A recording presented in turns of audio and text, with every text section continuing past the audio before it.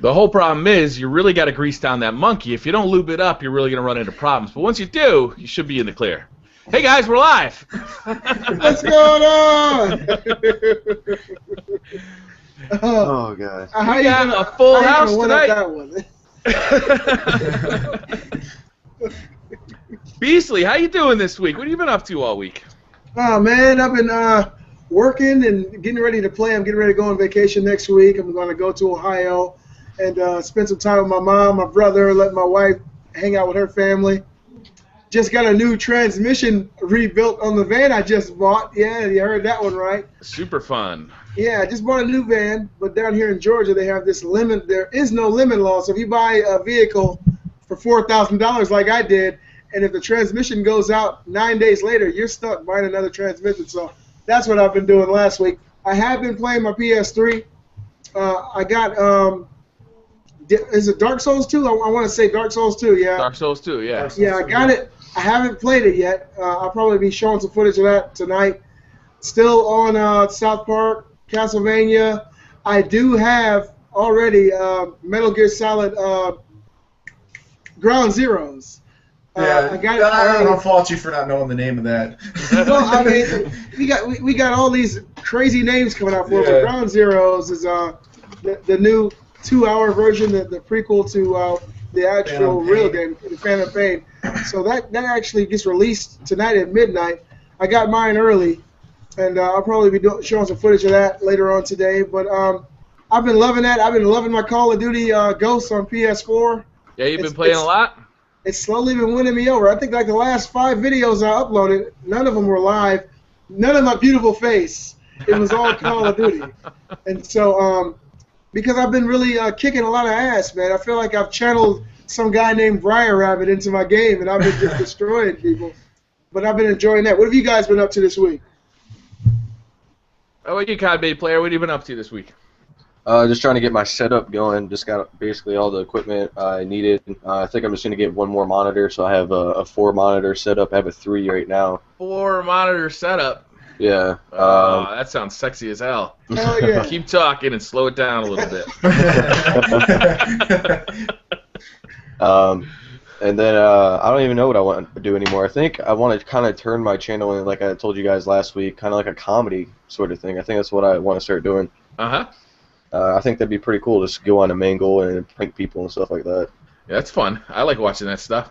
As long as it's not like bullying. That's what I'll turn it off right away, right? Like if I find that it's mean-spirited and like somebody's getting hurt here, it's not interesting to me. But if it's good-natured, like fun, like pranks, I love that stuff. Yeah. What is that channel? It's the girl and the guy. I think it's called like Prank vs. Prank. Have you guys seen that? Yeah, it's been around forever. They're a couple. They do crazy you hate shit to one another. They do the craziest things. If that was my wife, oh my god. One time you put a roll of toilet paper on the end of a leaf blower. Yeah. Just like walks in the bathroom and just like goes her down with toilet paper. I don't know. Some of that stuff is funny. I had a question about you guys. You guys know Killer Keemstar, right? Yeah, sure. You guys heard that his channels have been terminated, right? Again. Yep, and I think it's ridiculous because the same guy, Mr. Technical Difficult, don't know if you guys know him. Yeah. You know, one of his channels has been terminated, and every time that Killer Keemstar makes a new channel, they just keep terminating his channels, but they're not doing it to MTD, so I don't know what's that about. Well, it seems like I watched a. I want to get Marco and 9 to 5 Gamers a chance to tell what they've been up to, but no worries, man. I'll be here. What I heard, I watched a interview with Optic Hex and Killer Keemstar. Yeah. And Optic Hex was talking about, you know, like why does this keep happening to you? And Killer Keemstar said, well, he had an original channel, I think it was like HaloAssholes.com or Halo Assholes or something like that. Yeah.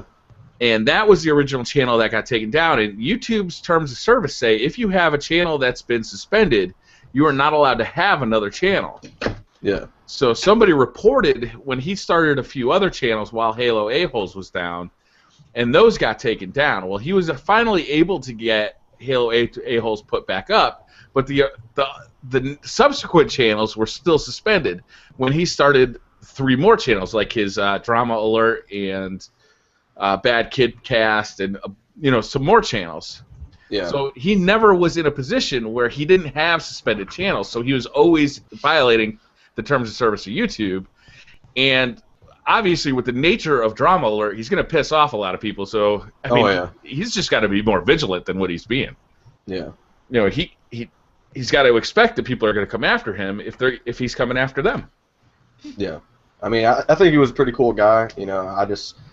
That's why people are going to get pissed off, like I said. It's basically he was YouTube's TMZ, so yeah, he's going to have a lot of hate. The only thing I don't get, he violated terms of service, so did this other YouTuber, MTD, and he's pretty big.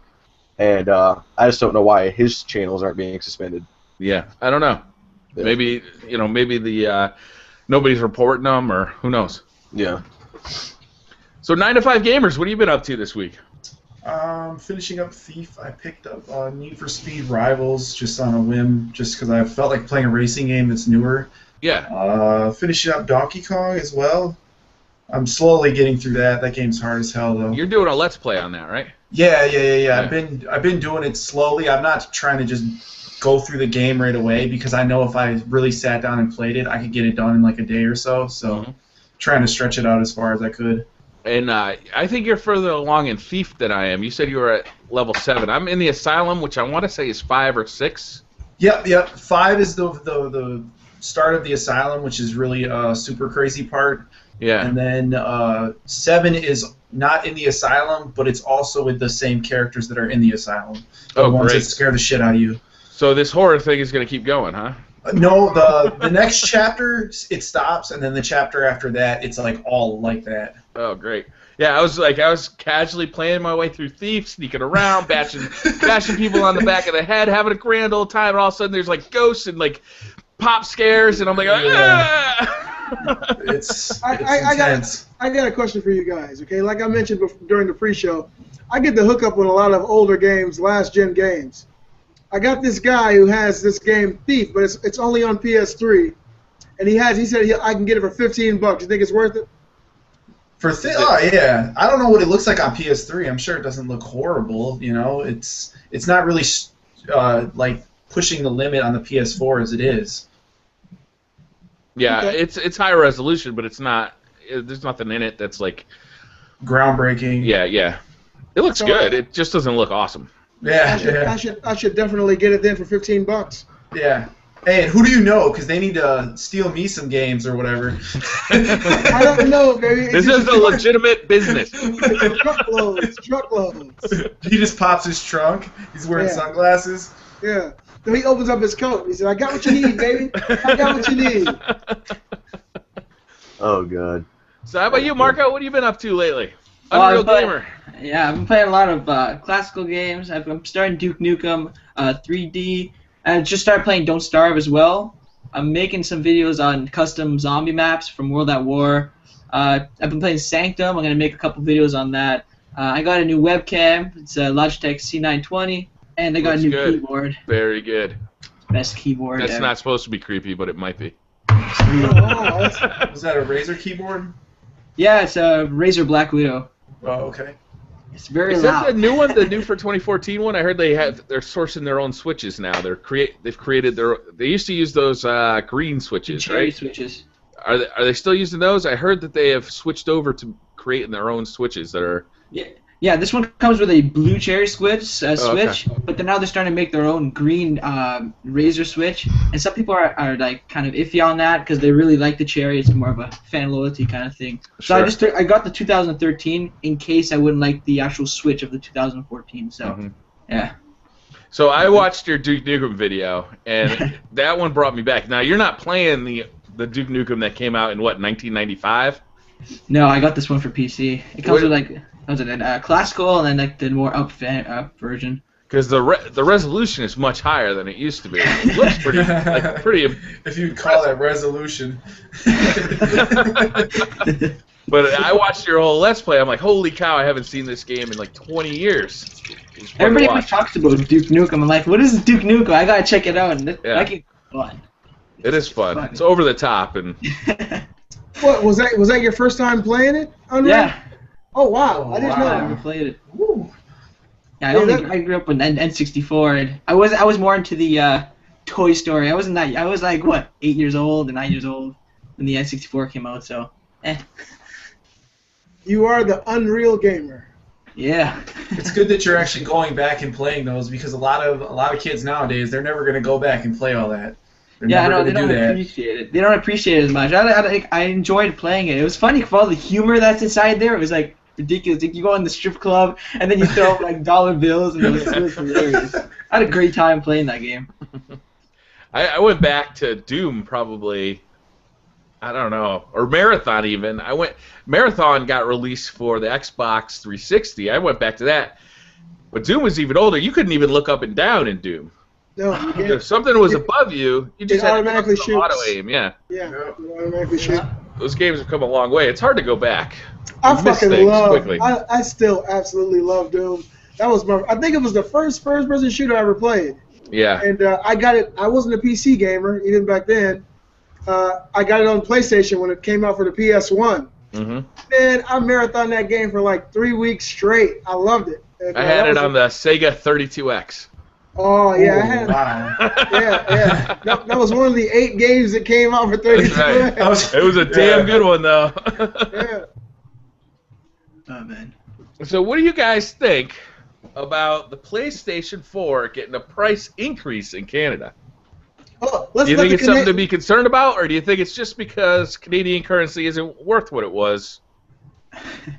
Well, let's let the actual Canadian who's living there now talk to us about this, because he has a different insight than we do. Since we got 2 guys who were born in Canada here alongside the person who's living there, so they all have a unique perspective on it. But since Unreal Gamer is actually in Canada right now, tell us how you think this will affect the landscape of the market out there. Well, it's going to affect it a lot more than you guys think. Because down here, our minimum wage is only $10.25, right? And thinking that we have to work 5 hours more for something we could have got yesterday for $400 and just raising it for $50, it's kind of like a low blow kind of thing. Because if they released it at $4.50, it would have been better. Because people are going to like, oh, they're not raising the price or something. But if you think about it, what's cheaper now? Xbox One or PS4 with the Titanfall bundle? It's $10 cheaper to get the Xbox One. Now, like graphics aside and everything, if I was going to get a PS4, but then when I start to hear that 2 of their exclusives are going to be $70, and tax for us is 13%, you're looking at $80 a game for that exclusive. That's running pretty high for me. Yeah, right? That's ridiculous. Yeah, and you get a game for free with the Xbox One. Yeah. Exactly. That's price parity right there. Yeah, like I've never lived in Canada, but a tax rate is that high. That is crazy. Yeah, 13. What's your guys' tax percent? I think it's like 7. Yeah, 7%. Yeah, 13 for us. So 13% on $500 that I paid. It's quite. That's that American exceptionalism that Obama was talking about. Get the hell out of here. Okay, 9 to 5. What do you think about this $50 price increase on the Xbox One in Canada? How do you think it'll affect the market out there? I think it says a lot because I've never ever heard of this ever happening during like any console release. Them raising the price somewhere, that is kind of weird. And I think there's something else that they're not telling anybody about, whether it be like he said with the money is obviously a lot different from how it is here. The currency is different. We pay different taxes on stuff. I don't know if it's harder for them to get them to Canada for whatever reason, and that's why they're taxed like so much. I don't know. I have no clue why they would raise the price $50 and you're not getting anything more for that $50. You're getting the same thing we got day one. Well, from what I'm understanding, this is the article that I read. I'm going to basically just ramble on, but the Canadian dollar is worth so much less than the U.S. currency that charging the same amount dollar for dollar would basically diminish the value of the console. So they had to actually charge more in Canada because the Canadian dollar is worth a lot less than the United States currency. That's what I'm understanding. That's kind of messed up on their part then, like Sony's part in general, because on release it should have been that way. On release it should have been that way. Yeah, they should have released it at the price that needed to be there. Just like when they were showing the release day and they were talking about like it being released in Brazil and all this stuff where it was an insane amount of money to get it. Yeah. That's exactly it. They should have did that right out the gate. Okay, it's going to be $50 more Canada. Leave it at that. Instead of changing it after release day, it's making you look bad. Yeah, I mean, for the first time, this is something that I have to say that I definitely think Microsoft has the upper hand over Sony in this particular situation. Now with Titanfall being released, everybody wants to play that game. Everybody seems to be really excited about it. And now you're basically going to pay less for your Xbox One than you would for a PS4 in Canada with a game. So, I mean, you buy a PS4 in Canada with a game, you're probably looking at $530, $540, you know? Yeah. Versus just grabbing an Xbox One for $500. Yeah, and having PlayStation 4 is all sold out still here, so now that they've got the $50 upgrades, there's plenty of Xbox Ones if anybody's interested. Anyway, there's like 20 stock online for store. Yeah, so if you can get one right now or wait a couple months till PlayStation 4 comes out, I'd rather get the Xbox. How are retailers handling this? If you had a pre-order that has yet to be fulfilled, do you have to pay the extra $50? Oh, no, that's a really good question, actually, because my buddy lives in Australia. I actually met him through playing Battlefield, and he still hasn't got his PlayStation yet, and he's had it reserved since the day of the release, and he still hasn't got his reserve yet. God damn. So it's like, how long you gotta wait, man? Like, really? He said they get an order, and they get like 1 or 2 in per order. Wow. Well, I think that Xbox Ones are available because they are just available everywhere. But if you check it out, like if you go online to eBay, Craigslist, Amazon, people are selling PS4s right now for $600 anyway. If you look on any online store like that, if you go on Craigslist, you won't find one for less than $500 anyway. So in Canada, this $50 price hike, of course, it'll be a necessary evil, and it'll be looked upon as something that's undesirable. But personally, I don't think it'll affect the sales of the PS4 in Canada that much. What about Japan? Wii U was selling more than PlayStation 4. What happened there?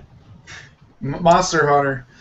Yeah, there's no Monster Hunter in Japan. I mean, on PS4. And that's all they want is more Monster Hunter. It is. I don't understand. Are they not selling in Japan? No. The PS4, it didn't come out to the kind of sales that anybody was expecting in Japan. Really? I don't remember the exact last numbers that were tallied, but it wasn't spectacular, BriarRabbit. Like 360,000 the day of release. Yeah. Wow, that's surprising. Which is everyone was thinking they were going to sell like at least 1 million the day they came out. Everyone was thinking that, and it was far from that. Is it just that market has turned to mobile gaming as their primary source for gaming, or? It is their predominant way of gaming right now in Japan is mobile for sure, but still, man, PS4. I mean, I was expecting this thing to hit at least 1 million within the first 3 days out there. Was there no horse gambling game that came out on launch day? No. They wanted Monster Hunter 4. They wanted some Monster Hunter on the PS4s. They got Yakuza, which I want that here. Bring Yakuza here. I will buy that. Shit. There's no ass-pinching simulator on launch day? No, it's a new one. It's nipple twisting. Yeah. You walk into the grocery store, you walk up to the receptionist, and you pinch her nipples until she gives you your shit for free. You gotta love Japan. I know one thing for sure. Later today after the show, I'm gonna bug the shit out of Not Too Nerdy seeing he's at GDC. Yeah. Oh, man, he's the man. Yeah. I hope he's actually all taking sorts some of footage. information too. Yeah, I hope he's taking footage or something. That'd be cool if they let him, release it. Yeah. I don't know. They're probably really locked down about certain things, and I'm sure a lot of the stuff that he'll take footage on we'll probably know about by the time he puts it up anyway. That's not necessarily a big news conference. Yeah. Though. It's mostly about they're just kind gonna of tell you developers about getting everything. together and sharing tips on how to program for this or why we made the AI do this in this game. That's Well, why they're they're supposed to doing be whole announcing direct the access as well. VR headset there, though. Sony is? Yeah, they're supposed to be revealing it. That was the big rumor that GDC they were going to release the information about it. That's what. Yeah, everybody's been talking about that. I think Cottonmade was the first person to say it, but since then I've checked, and it's absolutely true. That's a big rumor that the Sony headset will be announced at GDC, and we'll see what happens, man. Hopefully it's priced reasonably. I don't want a BriarRabbit priced headset. Well, in my opinion, it at least has to be $200-300 for it to be decently good quality. I don't think BriarRabbit wants that one. BriarRabbit wants the one that's $13,000. I'll be honest with you. I don't want one that's like got 480p and it's laggy and it's got Game Boy type like blur across the screen. I want something that's good. I want it to be. Yeah, I'll accept paying more if it's awesome. Yeah, if it's a good quality product and you got to pay like $400 for it, say, like $399, it comes out and it's amazing, you're going to sell a lot more of something that's amazing than something that's crap. Yeah, and it'll come down in price. They'll make version 2, in 3 years. That'll be, the slim version. Yeah, I wonder how it's going to affect the Oculus Rift. Oculus Rift, I've heard awesome things about it. I still haven't put it on my head, but I've heard great things. Yeah. But that's really going to be PC only. Yeah. Oh, really? But this is what I've been hearing from the developers who actually have the dev kits for the Sony VR headset. They're saying that the Sony version is actually better than the Oculus Rift. Wow. So I won't believe it till I see it. Yeah, well, we'll see. We might be seeing it soon. That's what's been speculated on. That's what's being said by a lot of the developers who actually have tested it and tried out the dev kit for it. I've been following the development of the Oculus Rift. I would have liked to get one of their developer kits, just so I could try it out for myself at home. But what their biggest problem is the amount of time that it takes from moving your head to actually seeing that movement on the screens in front of your eyes. Yeah. Is that latency, that amount of time between actually moving and seeing that movement is got to be so low, otherwise it creates such motion sickness. Yep. That is like their biggest challenge. That's got to be like 1-to-1, or else a lot of people are going to get real ill playing that. Yeah, it's like 2 milliseconds is too long. It's got to be instantaneous.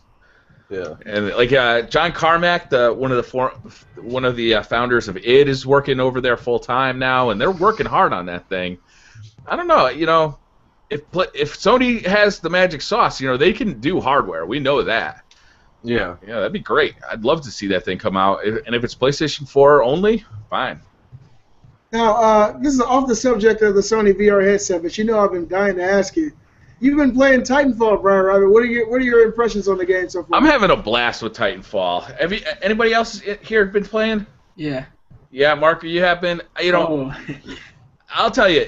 At first, I was like, okay, this is just fun because even if I ended up at the bottom of the scoreboard, right? I was still having fun, and I was feeling like I was being successful, even though I may have not been contributing to my team. But as I continue to get better and I get more aggressive, I really have to pull myself out of the Call of Duty way of playing, right?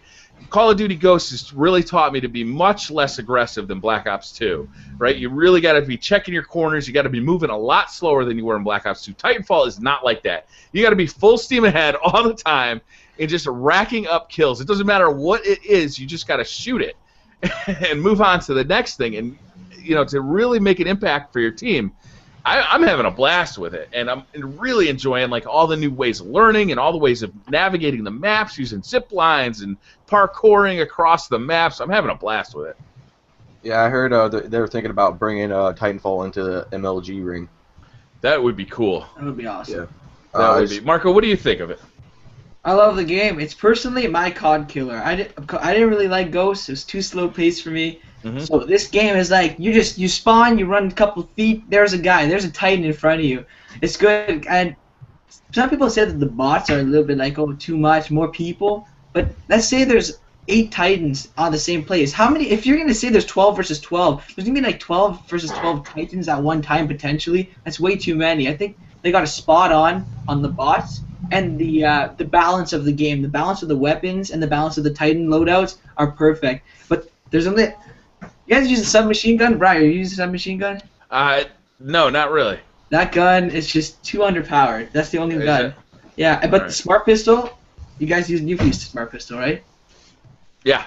Oh, that thing is amazing. It's got auto on, and then it's perfectly balanced because it takes 3 pistol shots to kill somebody, and you have to be at a decent range. So all the guns are perfectly balanced, and I'm really enjoying the game.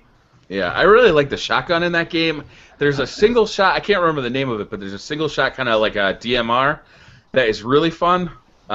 but experimenting with the different scopes on the guns, the different loadouts has been fun.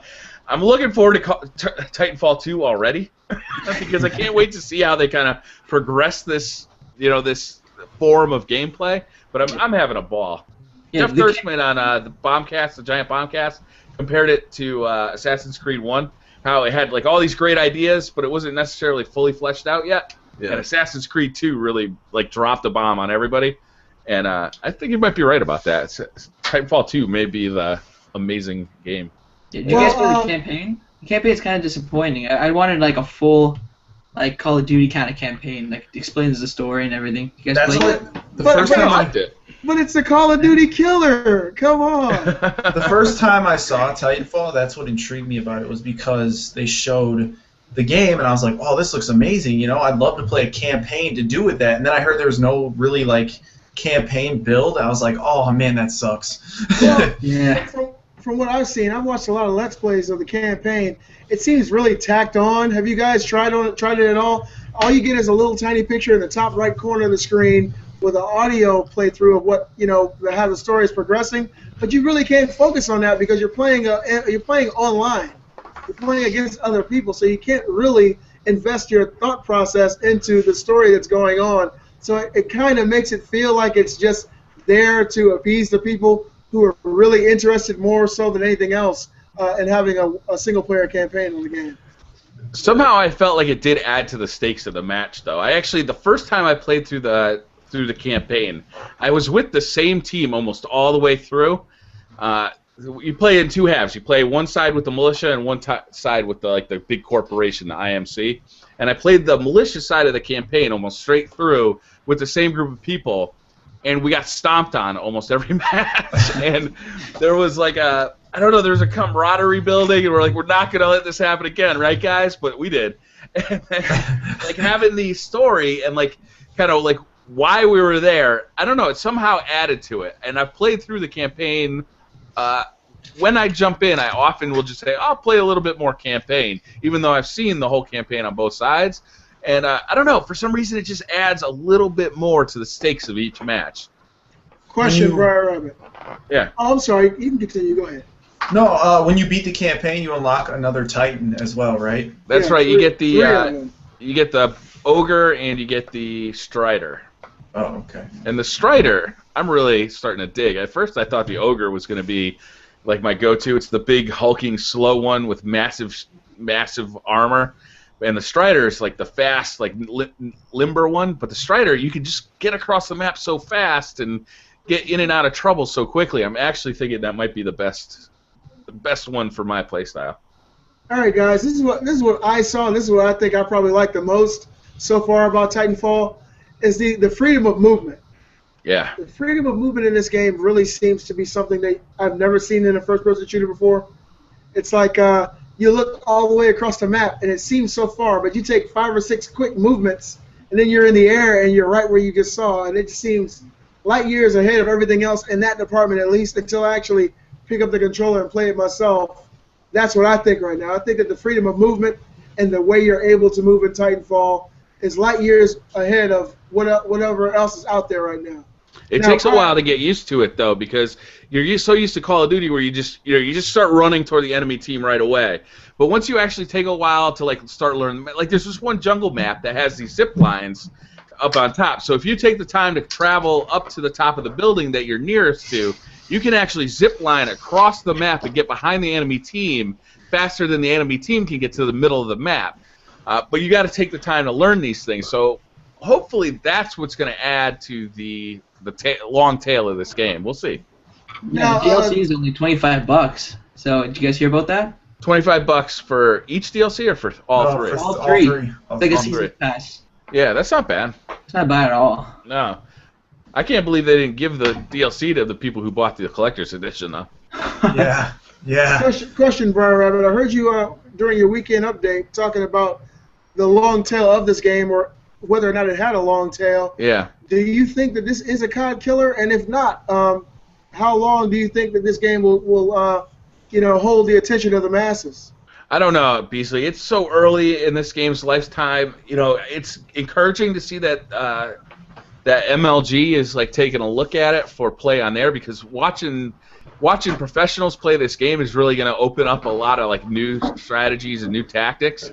And the more there is to learn about a game, I think that's where long tail comes from. If a game is constantly giving you new avenues and new ways to get better and new strategies, that's where the long tail comes from. That's why Call of Duty has such a long tail, because you can just keep getting better at that game. Yeah. If it just is a shooter and the end strategy just ends up being everybody meets in the middle and the guy with the quickest trigger finger wins, then I don't think there's going to be a long tail at all. So I think we'll really know about this probably this summer. If people are still playing Titanfall this summer, as the Call of Duty community is getting excited for Sledgehammer's next game, then we'll find out. But until then, I don't know if we'll know. Well, talking about Call of Duty and that point too, seeing that so many people are actually disappointed with Call of Duty Ghosts, I really hope that Sledgehammer Games takes Call of Duty to that next step. Yeah. Because I've been, really pissed off lately because it's always the same thing. That's why so many people are leaving the Call of Duty community, because it doesn't change. It's just, I don't know why. Yeah, I love the game. I'm still going to buy it. They know we're still going to buy it. I don't know. Maybe it's because we're stupid or something. I don't know. But I'd really like to see Sledgehammer take their opportunity, or this opportunity that Activision's given them as a third developer, and actually make an awesome game. Did you see Drifter's news? No, I didn't. He broke the story last year. He broke the story about Call of Duty Ghosts. Like, he was the first person, like, in the YouTube community to know about it. And this year he's claiming that Sledgehammer's new game is going to be called Modern Warfare 4. Oh wow. Yeah. Wait, I think I heard about. Weren't they talking about that, like a rumor, like 2 years ago, actually? Or maybe. Like a year ago, they were talking about Modern Warfare 4 coming out, and then he says he's seen pictures of it, and he's seen like kind of, I think like some really raw footage of it.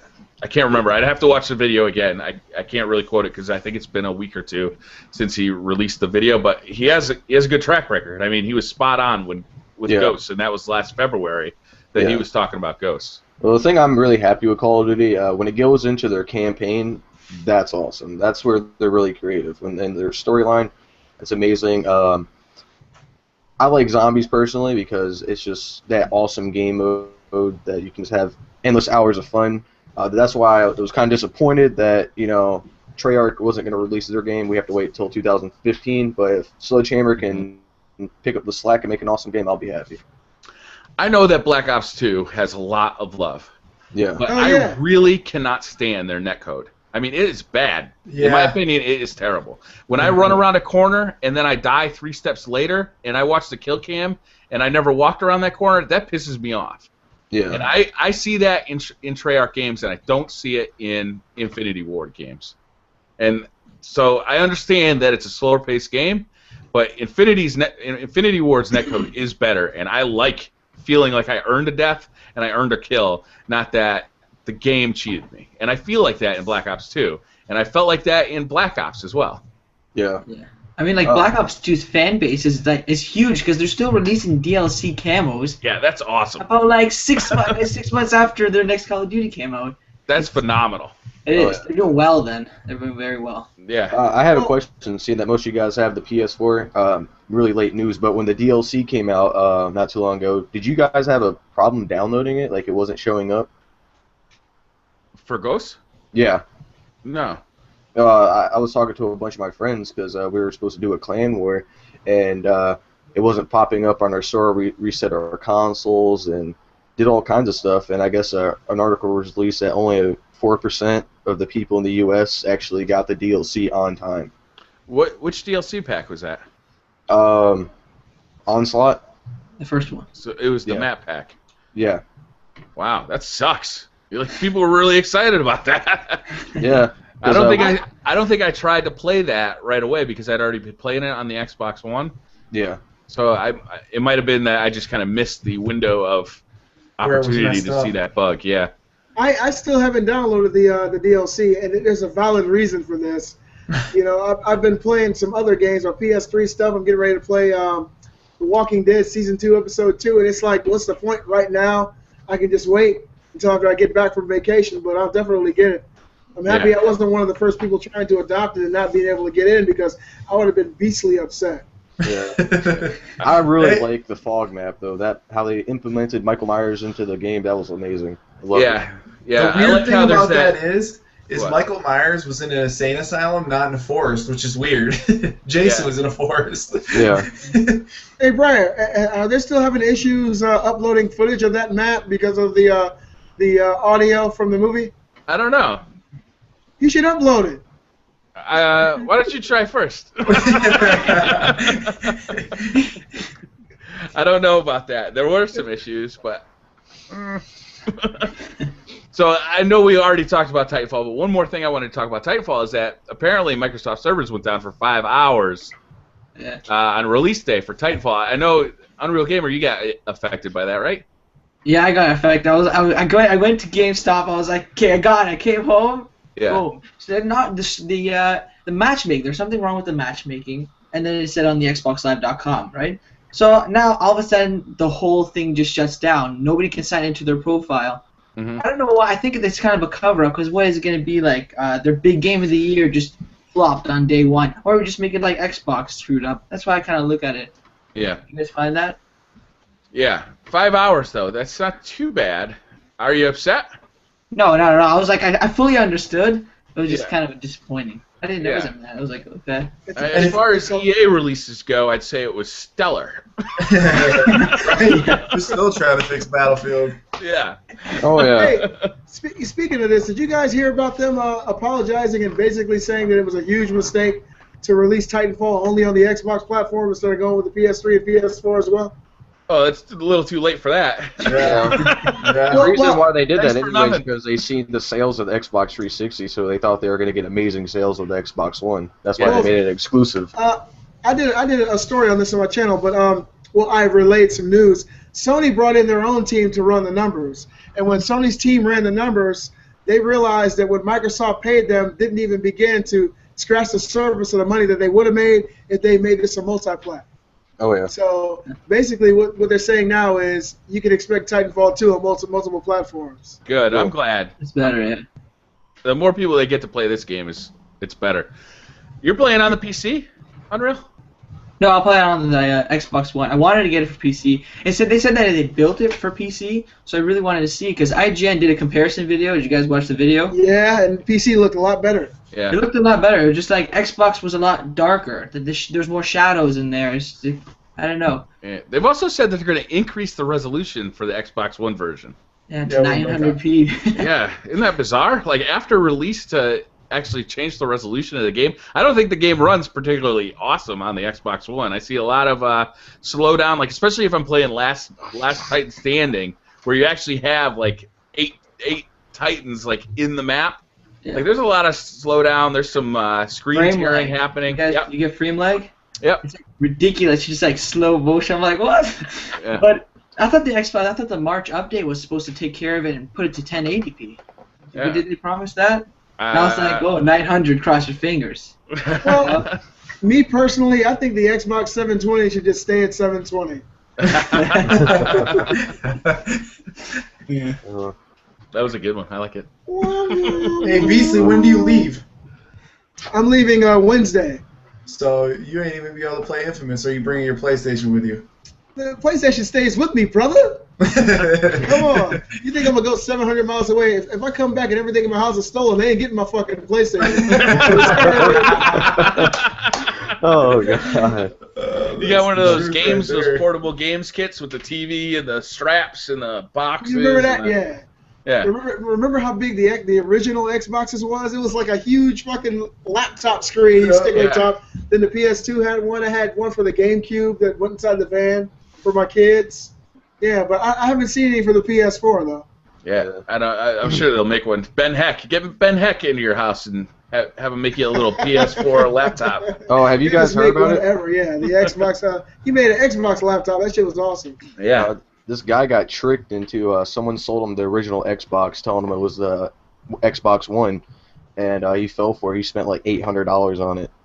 So I'm like, he deserved that shit. Have you not seen pictures or anything of what it actually fucking looks like? Like, and he was really pissed off. He was, trying to sue the guy and what. I mean, yeah.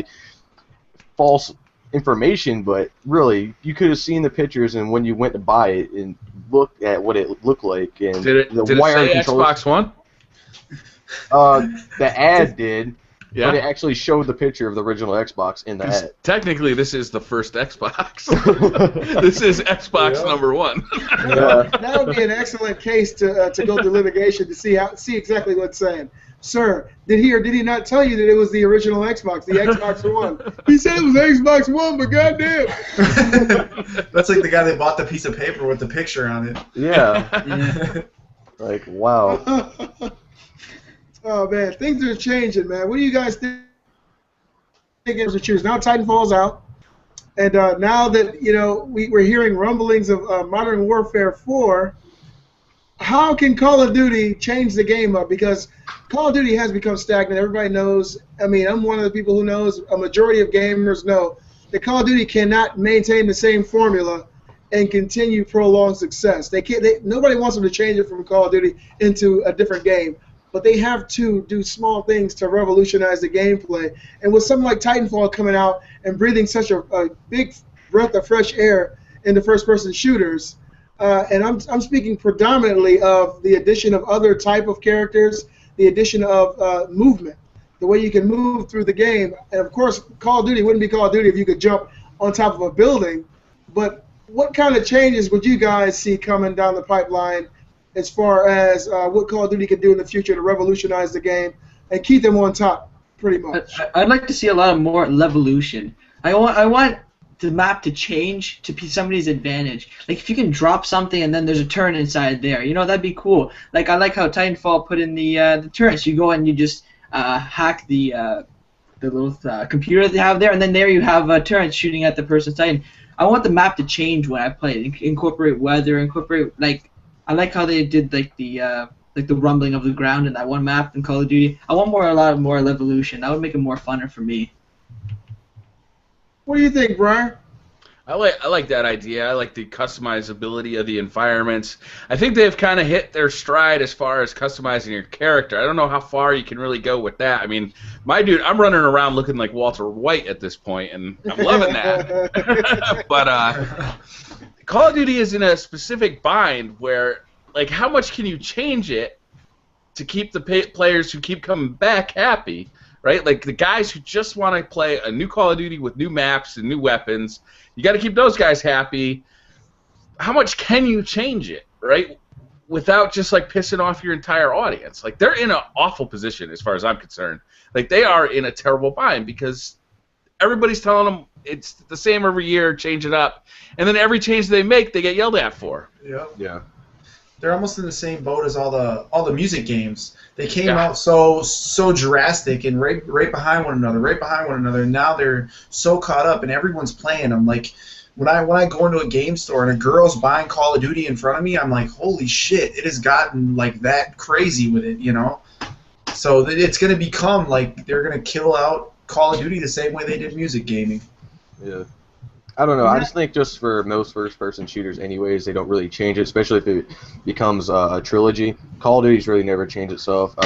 Battlefield 4 is awesome in a way because you got the realism, you got the bullet drop from your sniper, you can drive vehicles, you can blow buildings to shit, but it's been like that in almost every single one of them. And with this one, they shit their own bed with it because the game was such backed from the beginning, and then it came out broken, and they like everyone that was really like obsessed with it and loved it left. Like I know a lot of people that are not even playing the game because of how broken it is. Yeah, I was happy when it came out. I was like, something I can play other than Call of Duty all the time, and I can probably get one match in, and then I just get booted off. There's a server error, and I just get completely kicked off the game. That's still happening. Yeah. Well, what happened was they denied it all the way up until like a week ago that, that's not on our side, that's not on our side, that's all they were saying on Battlelog. And then last week they made a big article saying these are all the fixes we're working on. One was rubber banding, the other one was crashing. They like pretty much came out and was like, yeah, we fucked up, it's on our side. That game was nowhere near ready to be released when it wasn't, released. And they were trying to compete with Call of Duty, which they shouldn't have. They should have released it when it was ready and not worry about Call of Duty. Imagine if they were dropping an awesome Battlefield 4 like right now, or this summer. Or in the middle of a drought where there's no shooters out, then release Call of Duty Ghosts is not going to have the tail that previous Call of Duties had. So imagine if they had taken their time to do a great job on that game, what a position they'd be in. It would have been crazy. Yeah. I got a lot of guys at my job who still play games like SOCOM. You know, I love SOCOM. SOCOM's amazing. That's an idea, though. Imagine if somehow they were able to implement in maybe a future Call of Duty a first person and a third person perspective, that you could you could switch on the fly and bring over those SOCOM guys to a new Call of Duty. They're making a new SOCOM right now. It's called H Hour. It was like a what do you call it, where people donate money? A jump starter. Like, they're actually making one. The original guy that made SOCOM 1 and SOCOM 2. They have a whole website made for it. It's PC and Sony only, supposedly, right now. That's great news. News. Wow, that'd be great to see. Wow. Am I crazy, or was Modern Warfare? Did Modern Warfare 4 had it? Yeah, they had a third-person mode. I think that'd be a great addition. I didn't even play that mode, believe it or not, but yeah, I do remember it now. I got a question though, guys. Now Titanfall is out. What are you guys hearing about Infamous Second Son? I've seen this game. I saw the Let's Play of it. They had a 3-hour Let's Play on IGN. Yeah. GameSpot had a Let's Play of it. This game looks amazing. I can't wait till the 21st to sink my teeth into this game in Ohio. What are you guys thinking about this? I took work off for it. I'm not going to work that day. I'm going to pick it up in the morning, and I'm going to play it all the way through the day. I'm quitting my job, man. I'm out. Seriously, man, the game looks really special. The thing is, during the Let's Play, they only showed 2 powers that you have, but from what I understand, there are tons of different powers that you find throughout the game. So one of the things that one of the developers said was they didn't want to reveal too much about the game because they did that with previous Infamous games, and they really wanted us as gamers to be excited about it. When you look at the game, it looks so fun, fast, and fluent. I'm extremely excited about this game. And I don't think people should sleep on it just because Titanfall is out. Yeah, no, I totally agree. I was not excited about this game at all until probably a week ago. And we've talked about it on this show. I was kind of like, whatever. Titanfall, you know? but now after seeing some of the footage and seeing like how fun this game looks, I can't wait. I'm definitely getting this game day one. And I can't wait to get my hands on it. It looks like it's going to be a ton of fun. And I had no interest in it. I didn't play the previous 2 games. Now, do you know who the main protagonist is played by there, BriarRabbit? No. The dude from that's Troy Last Baker. of Us. Yep. He voiced Batman in the last Batman game. He voiced Joel in The Last of Us. And he's been like he does voices for everybody. He's just like Nolan North. He's awesome, man. And that's actually his likeness in this game. So it's really him in the game. This game is going to be fucking sick. Yeah, it looks fun. I watched a long video that the dude that plays his brother in the game, he's actually super cool with in real life. Like, he's roommates with the guy. That's his best friend. Yeah, his best friend. And the girl who he gets the neon power from, that's his brother's in the game. That guy's wife in real life. So they got all these people, in a real circle in real life in the game to play these characters. And they said that really helped them play off each other's chemistry, and they know each other. So it's really awesome. I can't wait to see it. So how was your guys' birthday? Beastly. I know Beastly and Briar had a birthday. How was it? Hallelujah, baby! I'm 44. No, I'm just kidding. I just turned 34 years old, man. And Beastly, you're doing it wrong. Once you turn 30, you're allowed to start counting down again. Okay, well, I'm 26. goddammit. So you do the math. Yeah, man. I hung out with my wife. I actually had to work that day, so I didn't get home until almost midnight, but she made it worth my while. Yeah, I would. Oh, okay. leave it at that. Stop right there. No, man, I had a great time. I'm a simple guy, believe it or not, with all the tech I have in my house. I don't really ask for much. I just wanted to be able to spend the day with my family. Believe it or not, on my birthday, on March 12th, I had to go and drop the $1,500 to get my van out of the transmission shop. They rebuilt my transmission. Happy you fucking right. I walked in there, and I had on my work uniform. What the hell is going on over there? I think his dog is yakking on a bone. Yeah, my dog. He has like a problem with his nose. He like hacks That a was lot. his nose? Yeah. Oh, I wow. thought that was Beasley's birthday. Like, what's going on? Holy shit. Oh, man. You guys want to see the fattest fucking puppy ever? Yeah. We need to have this dog on every episode, man. This dog is tripping. Look how fat this motherfucker is. What kind of puppy is it? Pit? Yeah, it's a red-nosed pit. Oh, that's awesome. That's awesome. Beasley, I had the same experience. You know what I was doing on my birthday? What? Spending money on wedding rings. Oh, God. I nearly had a panic attack when I saw the price of those rings. Oh yeah. Oh yeah. I'm like, been there, done that. Oh God. Oh my God. Yeah. You got to think about how many months you got to work to pay that shit off. When I walked into the place to get my transmission, I was looking extremely pissed, and I'm 6 foot tall, 290 pounds. So I'm a big fucking guy. All right, and I was real pissed off. I'm just looking around because these guys. I got into an argument with the owner the day before because he had 2 of the exact same vehicles in there, and he was cussing me out like he had talked to me before. I was like, I said, motherfucker, you know who I am. He said, fuck you. I said, fuck you. I want my fucking van back, right? And then he finally realized who I was, and so when I walked in there, I had my work uniform on, so he thought I was from like an automotive shop or something, and I'm just looking real mad. Kate's sitting outside in her car. He said, hey, who you here for? So I'm here to do a pickup. He said, oh, are you Brent? I said, yes. He said, we got a customer.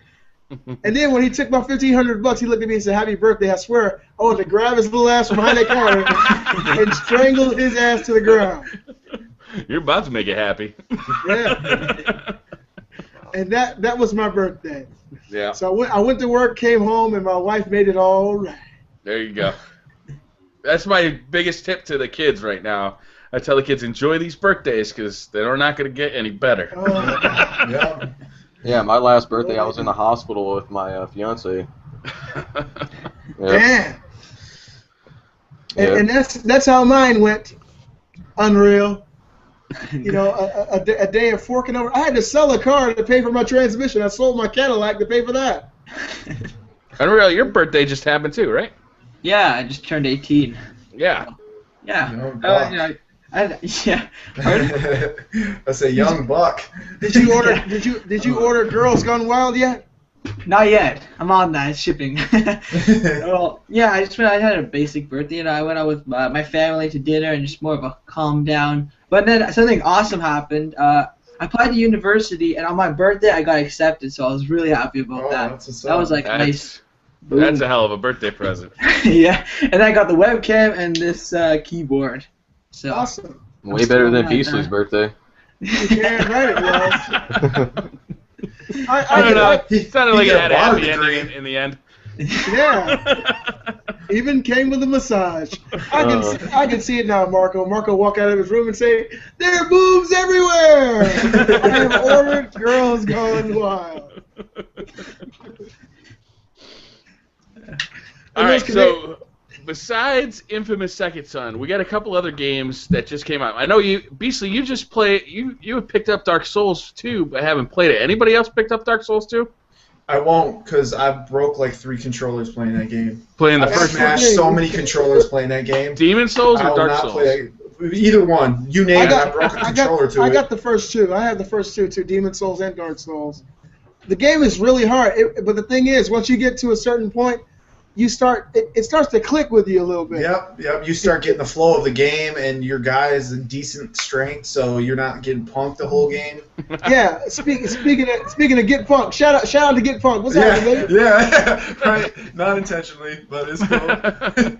You know, I can honestly equate Dark Souls, Demon Souls, and Dark Souls 2 to another game that I absolutely hate for a long, long time, and it's this game here. But as you guys can see, last night on Flappy Bird, Beastly Gamer got. Oh wow! Put it down, man. Put it down.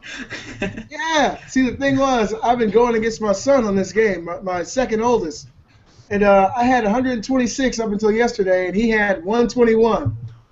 And I was like, I gotta find a way to make this kid fucking quit. And so I went all the way to 255. Get him a good game. Yeah, well, he has good games. But check it out, BriarRabbit. I cannot get my son to stop. He's addicted. I can't get him to stop playing Borderlands 2. Oh, He's the a game's fiend great, for it. I know, but Good. he'll come out and do his chores, eat some breakfast, and disappear. Yeah. And then I'll have to go in his room and say, hey, look, what's going on? You playing board? Okay, you got 45 minutes left. Then we're going to be a family, okay? Every single day. He loves that game. Boy. Usually, do you ever feel like a hypocrite for saying that? Because I have to say that too. And god damn, I feel like a hypocrite every time I say Like, it. don't play video games. I'm going to go play video games. Yeah. Check it out, Brian. We got to go back to what our parents said to us. Do as I say, not as I do. Yeah. You know, it's just important, especially with him being that young. There's so many things for him to experience. When you get old and soft like me, you've already done all that stuff. I don't want him to get old and soft at 12. You know? There's a lot going on in the world besides Borderlands 2, because if you think about it, you're just looking at a box with a disc inside of a little console, and you're just sitting there wasting your whole day. And if somebody's going to waste your day, it's going to be me making you do your chores. Yep. Yeah, I'd still feel like a hypocrite, though. yeah, just a little bit, Oh, my goodness. Now, that guy said he's gonna put out Flappy Bird again. They said he was trying to make something, like arrange some plans and put out Flappy Bird again. Oh, Yeah. God. Does that guy Talk about really Flappy think Bird. that it's gonna like blow up like it did? If anything, it's gonna go lower. Does anybody else think that? Yeah, I Well, think he look. just did it anyways at the beginning for a publicity stunt when he took it down. Well, this is what he said. He said that when he first made it, he was basically just trying something out, and he didn't know it was going to be as ridiculously popular as it was. And he said the reason he took it down is because he was constantly being bombarded by irate fans, people who were just going crazy over the game, and he said it was ruining his life. Now this guy was making $50,000 every day just from the ads that were being used on his game. I've downloaded every other version of this game that has come out since it's been removed off Google Play, and they all suck balls. So does Flappy Bird. No, don't say that about the bird, baby. No, The bird's the word. Yeah, the bird's the word. Flappy Bird is a ridiculously repetitive game, and it'll frustrate the hell out of you. But for that very small moment that you do well, you are somebody. Okay, just that moment. But as soon as you do that, you got to do it all again just to be somebody again. Because I got 255. If I hit 200, I still ain't shit, baby. I got to get 256 just to be somebody. So I'm waiting for that moment again. And I'm going to chase it just like a line of cocaine. I'm going to chase it, baby. Did you guys go in the Apple Store? There's Crazy Taxi, made by Sega. It's right on the top. I played that. It brings back great memories, man. I think I should get that. Is it the original? I mean, I know it's an iOS version. Yeah, it's like the original. I thought it was something that was just. I saw the trailer for IGN. I thought it was something that was specifically made for iOS. I'm not sure about Android. I only follow the iOS. But yeah, I played it yesterday. It was so fun. It's like the full game for free. Got my iPad. What's it? Oh shit! It's free. No microtransactions. Nothing. So far, no. For me, no. I haven't seen any. I love that game on the Dreamcast. I thought it was fun as shit. I think it's fun. I got it on Dreamcast somewhere over there. I'll just stick to the original, brother. No, the reason I say that is because I don't really screw around with the iOS. I'm more of an Android guy, and both of my sons got Androids and iOSs, and I don't know why they wanted the iPhones. To me, Android is just much better because it's open source and so much you can do with it. So, love you, Apple. We love you. I'll tell you what, I got an iPhone, and I am so sucked into the Apple ecosystem. Like, I don't even know how I would get out at this point. I got a Mac as my main computer. I got Apple TVs on both of the TVs in the house. My fiance has an iPhone. I have an iPhone. We both have iPads. All our music is in iTunes. All our movies come on the Apple TV and through iTunes. So this whole ecosystem that Apple has created is super, super convenient to use. You know, we can share all sorts of stuff. We get free text messaging and free video calls through the iPhones and the iPads. You know, all of that stuff is just seamless and so simple to use. But man, if I tried to get out, like if Jan wanted to get an Android at this point, it's like, well, you're gonna lose all your music. You're gonna lose, free text messaging to me. you're gonna like so many things you'd lose just because you're moving out of that Apple ecosystem. I'm hooked by Apple, and I don't think I'll ever be able to get out. Now, let me ask you a question. When this lady walked up to you from the board and said resistance is futile, is that the last thing you remember? No, they didn't say resistance is futile. They dropped the iPhone and said, look at this. This is something you've never seen before. And it took 2 years for Google to catch up. And by that time, it was too late. I was already totally sucked in by the iPhone. Yeah, well, luckily for me, I was broke as hell in Ohio about 5 years ago, and I got my first Android like 3 years ago. Up until then, I still was like, fuck it, I use a flip phone.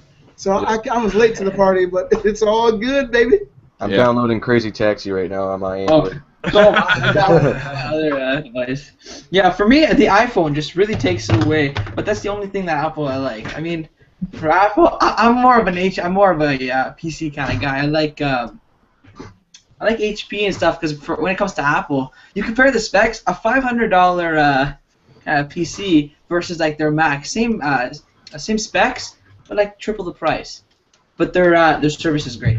That's what to say. Yeah, it's rarely actually the same PC too. You're getting normally with the cheapest Apple computer, you're getting an SSD, you're getting a really nice screen, you're getting an aluminum construction that's much more durable than the plastic, that you get from most of the other companies.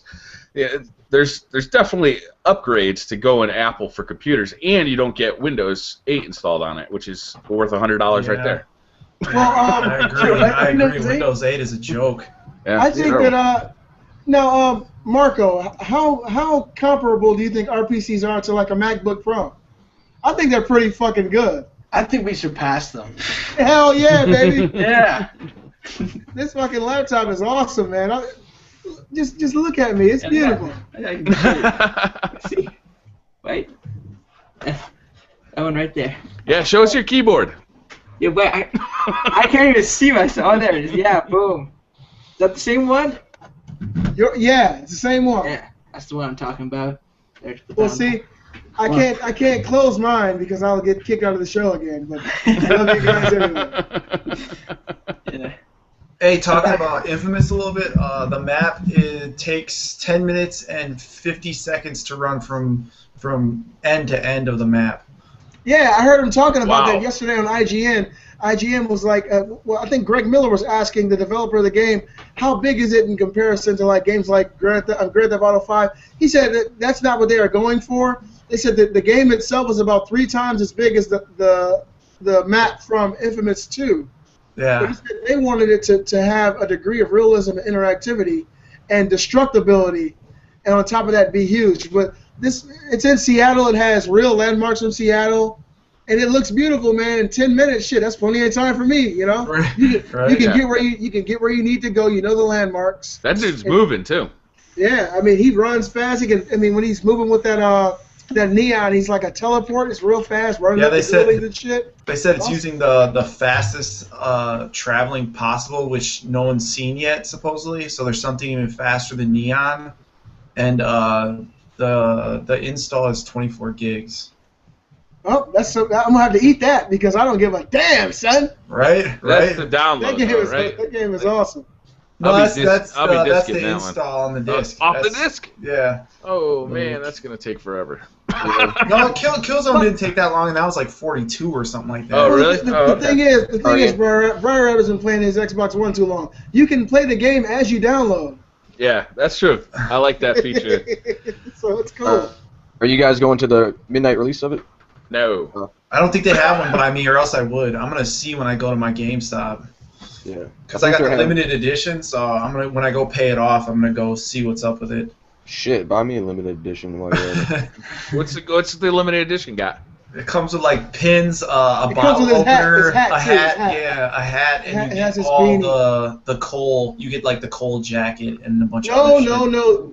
I think the jacket is only it's not in the American region. I'm trying to remember where the jacket was. I may be wrong, but I heard that the jacket was, I want to say in Europe, and not in America. I know you get the. No, I'm talking about for DLC. You get it as DLC. Oh no, I was talking about like the limited edition, which you actually get inside the box. Because I know do you talk about the little zip-up hoodie thing that the game's sitting in? Yeah. Yeah, I don't know. I don't know if we get that or not. I'm not sure. I don't think we do. I think we get the hat, but I would have liked that hoodie though. Hey, look, have you guys heard about supposedly Google's coming out with their own video game console? Google is, and Amazon just released images of their Amazon game console controller. Have you guys seen this thing? Yeah, it looks ugly as hell. It's bulky. Yes, it does. It looks very ugly. It doesn't look comfortable. That's my biggest problem with it. Yeah, I think it'll definitely give the PS4 controller some competition. It looks like somebody took an Xbox 360 or Xbox One controller and put it on a sander and made everything flat to not conform to your hands and put the buttons in the same place. I don't know. I would agree with that. It reminds me of those controllers that you get for your iPhone or your Android device that are a little more compact, but they're not comfortable. It's like the PS Vita here. You see how the buttons are so close to the edge that you got to like conform your hand differently, and that's exactly what that reminded me of. And I'm not a fan. Yeah, it doesn't look too attractive to me either. No. The thing is, this console is speculated to cost around $299. That's a lot for an Android console. console. For an Android console, Yeah. I mean, what the hell? I mean, you can get an Ouya for what, $100? Yeah. Well, it depends on what the hardware is too. You can run Android on better hardware than what you currently have in cell phones. That's for sure. Yeah, well, the hardware might be better, but it still has to be developed by a company that's making it for Android, so how good would it actually be? I don't think if they make an awesome game, it doesn't really matter what that controller looks like and who developed it and who owns the console or any of that shit doesn't matter. If they make an awesome game that you have to have, guess what? Gonna get it. Maybe. We'll have to see. But that $300 price tag for an Android based console, to me, that is not very attractive. That's a lot of money for something you could pretty much do on all your phones. Yeah, Last of Us 2 exclusive to the Amazon console. Oh my god. Oh my god. Yeah, but you'd be buying it. You're damn right. I'll buy two of them. I'd be so pissed off right now. Like, I can't believe I had to buy this crap. Yeah, that'd suck. Oh man. Yeah, but I was looking at it. The controller, it just seemed so blocky and square, and it just doesn't even seem like it's something I want to hold. And what's the deal with everybody creating these controllers that have AA batteries? What's up with that, man? Especially I like that. I prefer that. Fuck that. Why? Because why not have a controller that you can plug into your console and charge rather than have to continually funnel money out for more batteries? Well, you buy rechargeable batteries, and when they run out, you can just swap them out instead of having to buy a whole other controller to use as a battery. Are you honestly telling me you'd rather have a controller that takes rechargeable batteries than a lithium-ion rechargeable controller? My thing is, absolutely. If the controller if the controller lasts as long as the Xbox One controller, I'm okay with that. The PS4 controller died. 90% of my videos I make, the thing's popping up like, oh, dying controller. Like, what the hell? Yeah, I'd much rather have replaceable batteries because, I can replace them with Samsung Eneloops, which last longer than alkaline batteries. They recharge, so when when it's dying, I just swap out the batteries instead of having to buy another $55 controller to have as a backup when my controller dies. Now, I have to admit, the PS4 controller is dubious at best. That fucking light, I think it's the light on the back. I don't know. LED lights do not consume a lot of energy. Well, what would you think the main issue with that controller would be then? Why am I only getting 4 hours? Put a battery in it. Well, I need an upgrade, baby. Yeah. Put a couple of AA in there. You'd be all just have it plugged in all the time. Have a couple of little AA batteries hanging off. I have mine plugged in the whole time I play. Like, I always have it plugged in now. Yeah. I sit like 2 feet away from that console. I don't like having that wire going over there. So, with the Xbox One's controller, with the 2 batteries inside, how much playtime are you getting out of that, BriarRabbit? I don't know because I've never run out. Yeah, like all my buddies have not ran out at all. Yeah. Like they've been playing a lot of Titanfall, Call of Duty, all that stuff, and their batteries are still not dead. I'm like, oh my god. I went and got this little power pack. Hold on, let me put myself on the main screen here. I went and bought this power pack, right? It's just it's a little rechargeable battery that fits into the back of the controller. and it basically gives you the best of both worlds because you can swap it out with another battery pack, and it's got a charger, so you can charge it while you're not playing, and if it runs out, you just swap out the battery with another one, and you're good to go. Yeah. I think I would much prefer. Usually, I would much prefer them to have AA batteries. Wow. Okay. Well, I guess to each his own. I didn't have nearly as much of an issue with the PS3 controller. Yeah, the PS3 controller lasts forever. Oh yeah. Yeah. I mean, if they could somehow capitalize on that same tech, making the PS4 controller, I probably wouldn't feel this way. But God, something about going and getting batteries just easily just can't do it. Yeah, the Xbox 360 had a great system where it was just a pack on the back, and I had like this little charger sitting right next to my couch. If one just died, I just peeled the pack off, slapped it on the back of the controller, and started charging the old one. Yeah. I much prefer the a dual-sided removable charger batteries. thing where you plug them both in. Yeah, I had one of those. Yeah. I bought 2 of those, one for downstairs, one for upstairs. Sweet. I got this like a gel pad for the 360 controller. Is that a wraparound like silicone? Yeah, it like wraps around the whole back. Yeah. The only thing I don't like about it is that the buttons are almost on the same level as the thing. But I only paid $250 on eBay for it, including shipping. So I'm a high roller. I bought something similar for the DualShock 4. It was like the player pack, I think it was called. Yeah, I saw that. Yeah. Yeah, basically, I wanted the cable, and it was only like, I think it was $15. So I said, you know what? I'll make a video out of this. Yeah, the cable looks nice that it comes with. Yeah. But I ended up not keeping it on because it just made the DualShock 4 is already so comfortable that I didn't feel like it needed anything. No. I will say, with the Xbox One, I put these little gel, what are they called? Grippets on there? Yeah. I have fallen in love with those things. For like $7, I am so much happier with the Xbox One controller. I can't even tell you. You still have the ones on your PS4 controller? Yeah, I do. These are I like these better. These are gel Those are tabs. working good? Okay, yeah, they're working I've great. seen them at my GameStop. I was going to pick some up, but I wasn't sure if those are the same ones. Yeah, So on the PS4 I got the Grippets right there and the gel tabs. I like the gel tabs on the PS4.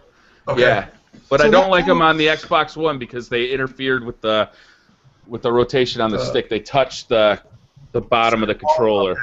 Yeah. So the Grippets for the PS4 will be better because that'll eliminate the issue of tearing on your analog nubs. Yeah, I prefer the gel tabs on the PS4 and the Grippets on the Xbox One. Analog nubs. The nubs. Thumbstick condoms, baby. Yeah. You got to be safe.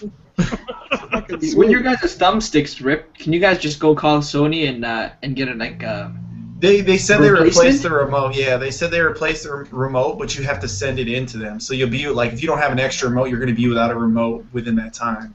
Oh, that's they're not cheap. They're $54 or $60, right? Yeah, well, now they're like $60. $65 in Canada. I paid that much. I paid that much for mine down here. In Georgia, yeah, I paid $65 for mine. Yeah, at GameStop I've noticed has increased the price of the PlayStation camera. Because it's so hard to find. You can't find them anymore. Yeah, supposedly my brother said he was going to go pick one up. He went to like 4 stores by me. Every one of them sold out. Yeah. I might put it on You want to film your girlfriend having sex with you on Twitch. You got to pay $10 more now. There's a subscription to that. You could add Flappy Bird to it and sell it for $1,000. Yeah, the camera is rare. I don't know. I'm happy with all the new hardware, to be honest with you. I really like the new Xbox One system update. It's added a lot of functionality. I haven't checked out the streaming yet. Marco, have you checked out the streaming on that with Twitch? Not yet.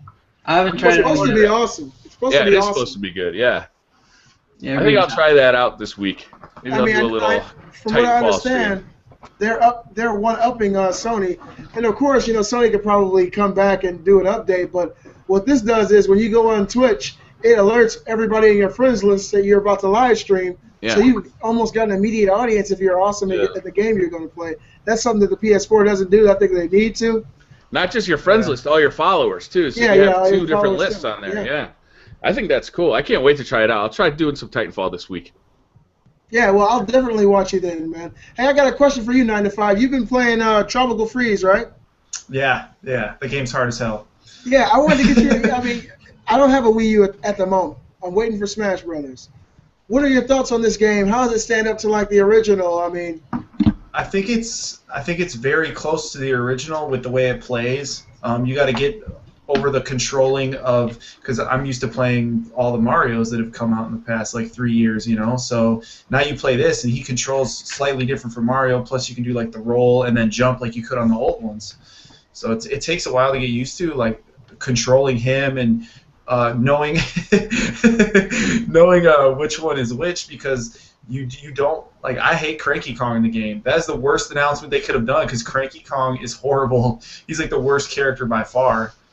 But the game agrees with you. It's good. It wasn't $60. It was $49, which is cool. So I'm loving it though. I love the game. Well, that's good news. I think Mario's happy to hear that too. Hey, look, man, Are you buying the Ninja Gaiden game that's coming out this week? Yeah, probably. The cell shaded looking one. Yeah, I forget the name of it. What's that coming out for? I haven't heard about that. It's for last gen. Yeah, last gen. PS3, Really? Xbox 360. I'm with you. I'm with you on that one. It's hard for me to buy something for those systems, man. I have it, and I don't even want to buy anything for it. Listen, 9 to 5. All you gotta do is find a guy with a coat. Yeah. If he has a trench coat, say, hey, what do you got in that coat? He'll say, hey, I got all the games. You got Demon's Souls? I'll take 2 copies. I'll tell you what. Maybe I'll download it for the 360 and hook my 360 up through the Xbox One's input, and it'll feel next gen. Yeah, that'd be awesome. Right. It is good that you can use some PS3 games with the DualShock 4 controller, which is good. That's a plus. Yeah, that was actually cool. Before the PlayStation 4 came out, they released the DualShock 4 early, so you could actually play some games with the DualShock 4. That was fun. Now, I heard about Xbox One releasing this update patch for Call of Duty Ghosts that'll update the resolution to 1080p, BriarRabbit. For Ghosts? Yeah. No kidding. I didn't hear about that. Yeah, the way I'm understanding it, all you got to do is hook up your PS4 through your Xbox One and say, Xbox One, watch TV. And then the 1080p version will pop up. You just use your PS4 controller, and you got 1080p beautiful graphics, man. Xbox That's One. A good one. I heard that it's kind of laggy, though. It might be a little bit, but it's just because that's the way the Xbox One operates. Yeah. Hey, Brian, do you feel that the controller update did anything to your Xbox controller? No. No. Okay. I couldn't feel any difference. I don't even know what that update was. I know that it was required to make the headset adapter work. Yeah. Other than that, I didn't research it at all. Was it supposed to increase the haptic feedback for the Xbox One controller? They were talking about that, and they were talking about sensitivity and the sticks or something. The dude from Titanfall was talking about it. I don't know. I didn't. Really? Yeah. I don't know. I have no clue. I wonder. I would. Because right about that time, I also got these stupid grippets, right? They're like, wow, these grippets are awesome, man. Damn, right on time, bro. Right on time. They're like, this guy just has no idea. It's all us, not the fucking grippets. Oh, that's good. Oh my goodness. I haven't had any problems with the controller playing Titanfall, but I haven't played much Ghosts on the Xbox One since, well, I don't remember.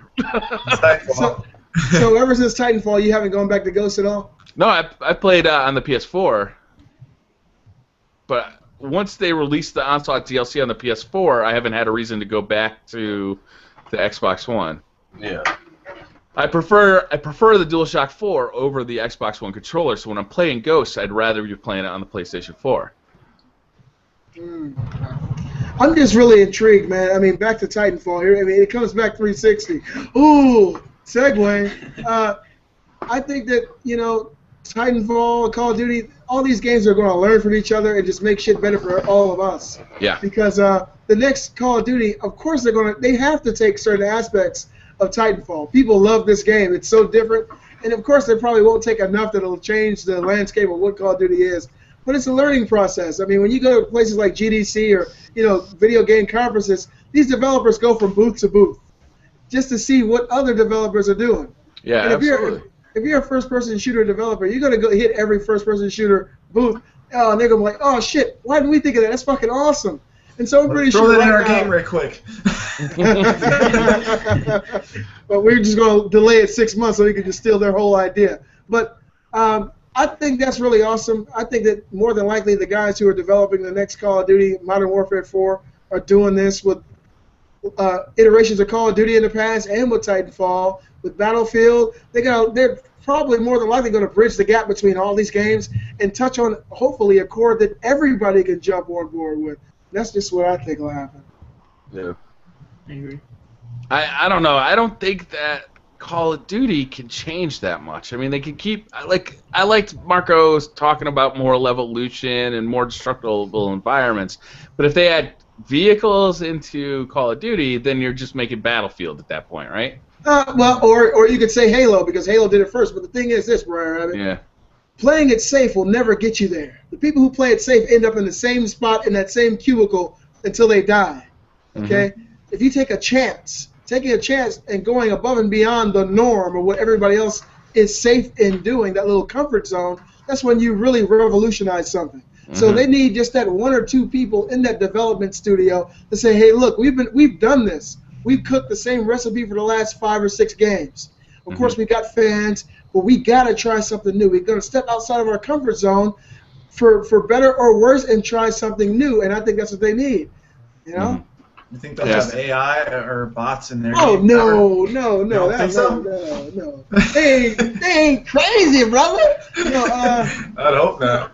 No, I don't think Call of Duty would ever work with bots because it is predominantly a online shooter, human versus human. But, I mean, they work with Titanfall, but the thing is, with Call of Duty, we're looking for more actual human players now. People want 12 versus 12. They want 15 versus 15. Especially now that the versions Battlefield, 64 players, Yeah, and the versions of the games came out on last gen, and they were lower amount of people than this gen, Yeah. And everyone was mad about that. They're like, why don't we have that many people? Because you can't run that many people. That's why. Yeah. But now it looks like the new consoles can barely run it as well. Yeah. the new consoles, these developers want to be safe. That's why we're getting hits in resolution. We're getting hits in frame rates. We're getting hits in player count because they want to be safe. They don't want, and I understand it. When it comes to developing a game, you don't want to do something that could potentially leave a bad mark in the history of what you did. But as far as player counts go, Call of Duty at least, people want to see more. We want to see more players in every match. I mean, now we've kind of gotten spoiled with Battlefield. We've seen 64 players at one time. The PlayStation 4 version has 16 on 16, right? You can play both. You can play smaller matches. You can play bigger matches. Yeah. Yeah. I'm saying now that we've seen that, people playing Call of Duty are going to want that kind of experience. Of course, they won't get the same thing. But they're 8 versus 8, 10 versus 10. Come on, people are probably going to want at least 15 versus 15 in the future. I don't know. I don't really get into Ground War, and that's available now. I don't know. I've never gotten into Ground War that much. I like the smaller map. I play free for all though, so. Although a 16-player free for all could be cool. Oh yeah. I think the reason why they do it because their maps are so small. It would be pointless to have more players on each side. So, I think that's why they do it. Yeah, maybe a Stonehaven, something like that big, but. Yeah, if you're playing on like what's that one map, Octane, and you have 12 versus 12, that's going to be people all over the place. You're going to die a lot quicker than usually. Yeah, or Strike Zone, something like that. It's even like that in some Battlefield maps. Like certain ones for DLC, you can't even move. You get to a gridlock, and you're not moving from that point. Good luck. And then all of a sudden you get a bunch of people corner camping. Yeah. Once you push through, they're sitting right here just waiting for you. Yeah. You know what? I get caught up with campers so much in that goddamn game. I want to send like a theoretical punch through the server and come out of their TV and hit the person directly in the face. Yeah. Because you'll go and you'll see them just right in the corner the whole time. Yeah. I think that's the key to that game is just learning the best camping spots, those little bushes that are in that dark corner that people like to hide in, and just knowing that you got to check those every time. I'm trying to think of the name of the level out in the snow that has the buildings in the back and the little cabin in the middle. What's the name of that level? Operation Locker. Okay, thanks for letting me know because I would have never guessed. But there was a fucking guy out in the back yesterday. I swear to God, he was sitting inside of a big block of ice. They do, man. They do. You can't, and you see the reflection of their scope. Yeah. But it also looks like it's just shining off the ice, so you don't even think it's a guy there. Yeah, but check it out. When I had to watch his kill cam, I got it saved on my Elgato because I was going to just upload and say, "Fuck my life. These people are driving me crazy." Right? From his point of view, all he could see was the players. It was like he was looking through the ice. He couldn't see anything but the players, and it was basically just shooting fish in a barrel, and he was cheating sitting inside of a block of ice. Yep. And it just threw me off. That's a problem that I think Titanfall has solved. I can't imagine anybody even bothering to camp in that game because there's no way that you're going to have any success at all. It's not helping you. It's hurting you more than anything. The game is so fast. Yeah, and that's the whole fun of it, too, is just the movement, like the kinetic energy that your character has, and getting that Titan and moving around the map. Like, how are you going to camp in a Titan? Yeah. That fucking thing's 8 stories tall. just lean back against the building, and hopefully nobody will notice. They don't make bushes that big. Oh, man. At least in Call of Duty, I could kind of see myself getting around doing that. If I had to play a real-life game like Titanfall, I'd just fucking shoot myself. I guess nobody got that one. No, I didn't get that one. Oh, God. Let me clarify. What I'm saying is, in Call of Duty, I can see myself running around in the real world doing that kind of shit. But as fast as Titanfall is, how fast these characters are running, jumping on buildings, I get depressed and just fucking shoot myself. Yeah. You guys kind of understand this time? No? All right. Okay. Oh, fuck it. Oh, God. So, Cod Mate, what are you going to be playing this week, man? Well, I'm probably do like a little vlog when I go to GameStop. I'm probably going to go to the midnight launch and just be playing that for a while. I think I'm going to download OBS also so I can start doing comedy Omegle videos and pranks and shit. Yeah, and that's why I really am excited to see this. I think you're going to be a hell of a troll. So just let us know. Hit us up on Twitter or something. Let us know. Make a video saying, when you're going to actually start this, because this is probably one of my favorite things on YouTube. Because we've already seen here at Beastly Thoughts, you have a knack for this shit. Well, thank you. Hey, Beastly, what else is coming out as far as DLC releases? Have you seen, not DLC, but like new games that are downloadable only? Did you make a video about that? For what consoles? PlayStation 4. I thought you mean PlayStation Plus type stuff? Yeah. I didn't do any video on that. I must be mistaken. Yeah, you must have been watching Beastly, that movie about Beauty and the Beast. It was one of my favorites. It's one of my favorites. Oh, God. Oh, you guys want to hear a story? Yeah. Talking about the PlayStation 4, okay, or PlayStation 3. I do a movie review podcast called The First Run with my buddy Chris. Yeah. So every week we have to watch a movie. Usually it's in the theater, but every once in a while I get super lucky, and it's like one of those early releases on demand. Now I don't have cable, so usually I download it off of iTunes or Amazon or wherever it's on. But this one was a Sony Pictures only. I could only get it on the PlayStation. So I wanted to watch it on the big screen TV. I got the PlayStation 3 hooked up down there. So I rented off the PlayStation 3. It's like $11 because it hasn't even hit theaters yet. And I find out that because I had bought video content on the PlayStation 3 that had broken a couple of years ago, my new PlayStation couldn't be hooked up with my video account for PlayStation Network.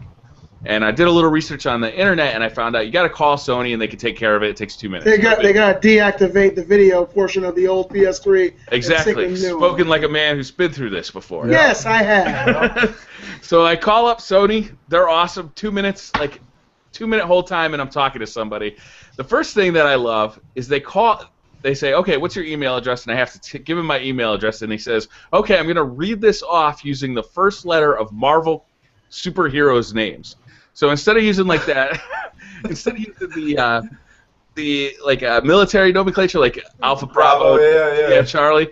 It's all like and I'm not good enough with Marvel character names, but it was like Deadpool for D and like Thor for T, and Spider-Man, Iceman. Yeah, he goes through my whole name, my whole email address using that. I thought that was hilarious. I was laughing. I couldn't even pay attention to what he was doing. And they says, okay, what movie was it that you were trying to rent? And I'm like, Nymphomaniac. Oh my god. What? So funny. Damn. Man, that's what Shia LaBeouf and all these other guys. Yeah. Oh God. You actually sat through the whole thing? Whoa. Yeah, I had to sit through that whole thing, all of it, every inch of frame. Every inch of it. Hey man, for any kids watching, turn away. There's some seriously. This movie is rated mature. It's basically. I remember Shia LaBeouf came out a few years talking about making this movie, and they were actually going to have real sex in the movie. Yeah, there's unsimulated sex in this movie. Like it actually is happening. It's hardcore, man. I've seen parts of it. I haven't seen the whole thing. Some of the stuff in the movie I'm really good at all. It's really hard to fucking watch. Yeah, it sucks. It's about this woman. So it's like that movie Brokeback Mountain. Oh, no, it's not that hard to watch. Oh, okay. I like that movie. I thought that was a good movie. Yeah, it was a good movie until that one scene. No, it's about this chick who's a nymphomaniac, and she's telling her life story, and you see the kind of things and the decisions a person will make to lead them down the path of where they are, and you really feel bad for them. And a lot of these scenes, these unsimulated sex scenes, are very gritty and really difficult to watch because you visualize what happens with you and your old lady at home. It's all good. But what happens in this movie is just really wrong in a lot of ways. Yeah. Anyway, that was my story about calling PlayStation Network this week. You nymphomaniac. All right. Oh, God. You guys ever played Castlevania for the NES, like the first Castlevania? 1, 2, 3, Dracula's Curse, Simon's Quest. Which one? Symphony of the Night? Bordello of Blood? What are we talking about here? The first one. The first one came out. Castlevania. Just straight up Castlevania. Original crap. I'm not good at that, but I played that, and that was one of the hardest games I've ever played in my life. Yeah, I had to cheat. Like I had the hotkey to go back because I saved it, and I just kept going back after bosses, reset. It was way too hard to play for me. I don't know how you guys even did it. Those games had to be hard. Because back in the day, real gamers existed, son. Yeah. We was killing that shit back then. You're right. Back then, you bought a game, and if it had, it had to fit on 256K. Yeah. So it had to be hard as hell because they couldn't fit that much content on the cartridge. I remember And a lot of the games were adapted. Game. Yeah. A lot of the games were adapted from arcade titles, which were designed to just cost quarter after quarter. Yeah, because you sucked so bad you couldn't keep it up. You had to keep putting quarters in, and pretty much that's how it was. I'm just messing with you there, Unreal Gamer. Castlevania is an incredibly hard game, but Nintendo itself is notorious for having very, very hard games. I think if you're a gamer and you really love this medium of entertainment, you should go back to Nintendo and just pick up some random shit. It doesn't even have to be a good game. Every Nintendo game was hard as fuck. Yeah, Icarus. Seriously. I remember playing Kid Icarus. That game was insane. Hell yeah! Hell yeah! Man. That was incredibly hard. Yeah. Rygar. I used to play Rygar. That game was hard as hell. And Karnoff, the side-scrolling Commando. Zelda. What was the side-scrolling Oh, Zelda? that The game. second one. That one was 2? so hard. That one was hard as hell. Yeah, Zelda 2. Yeah, I used to play Commando, Karnoff. Bionic Commando. That was a game. Yeah. Oh my god, I love that game. That was hard too, though. Hell yeah, it was The remake of it for the PlayStation 3 I played not too long ago. That was good. It did okay. I liked it. Well, who gets okay? Yeah, man. Were you playing Castlevania recently, Unreal? I played it about a little less than 2 weeks ago, probably about a week and a half ago I played it. I'm scared to go on the second one. I absolutely love the way you say about. Say it one more time. About? I don't say I'm boots, so. Oh, boots. Okay. No, but the way you say I'm out is great on your videos. You say I'm the Unreal Gamer, and I'm out. It's great shit. I have to state the stereotype, right? It's great. Nobody does that. Everybody thinks, yeah, we can go and say boot and oot. In here in Ontario, I can safely say hardly anybody says that. If you go to like Nova Scotia and all the ones down there, probably nobody here. They probably laugh. Everybody laughs at the stereotype, but none here. Well, until I see somebody who looks like Terrence and Phillip, I believe you. For those who don't know, that is South Park. Yeah, well, I watched that movie, the South Park Uncut something from 1999. I watched it on Netflix like 2 nights ago. That was a good movie. So what's your guys' recommendation for NES? Oh, God. Seriously? One game. One recommendation. One recommendation. Okay, 2. Well, okay, I'll give you my recommendation, but it could be either one of these 2 games because you hit on one of them. Yeah. Either Castlevania Simon's Quest or Castlevania 3 Dracula's Curse.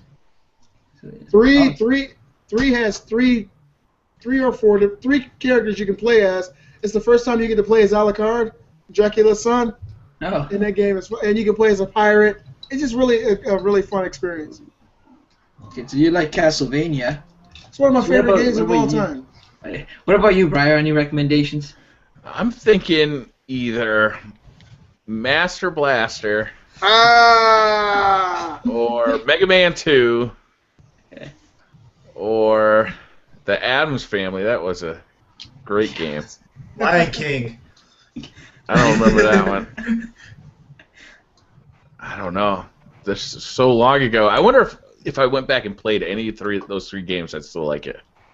Hell no. I'm playing Mega Man X2 right now. You played Mad Max 2? No, Mega Man X2. Mega Man. Oh, Mega Man X2. I'm thinking Mega Man 2. No X. What about you, 9to5? Anything? Which favorite one? I like Secret of Mana. I think that's like my favorite game. That was it. Was Chrono that Trigger maybe? Those are Super Nintendo games, aren't they?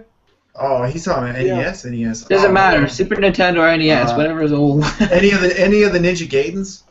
Yeah, Ninja Gaiden was good. Yeah. I just had Ninja Gaiden in one of my videos, but yeah, Ninja Gaiden 2. Yeah, playing 2 is against amazing. Ashtar. Yep. Ashtar is the main villain. That game was fucking sick, son. The Simpsons game was pretty good. I like that game. I didn't mind it. That's good. I'm trying to find some games for my Retro Saturdays. Yeah. I didn't know where to start. I know I go online like, top 10 NES games, but what better than to take it from like these 3 guys who know more than me? So do California Games. That would be great. Oh, that is a good one. with the it's like hacky sack. Yeah. They're hacky sacking for a half hour. That was awesome. Was there surfing in that one too? Yeah, surfing, and there's like some real horrible half pipe.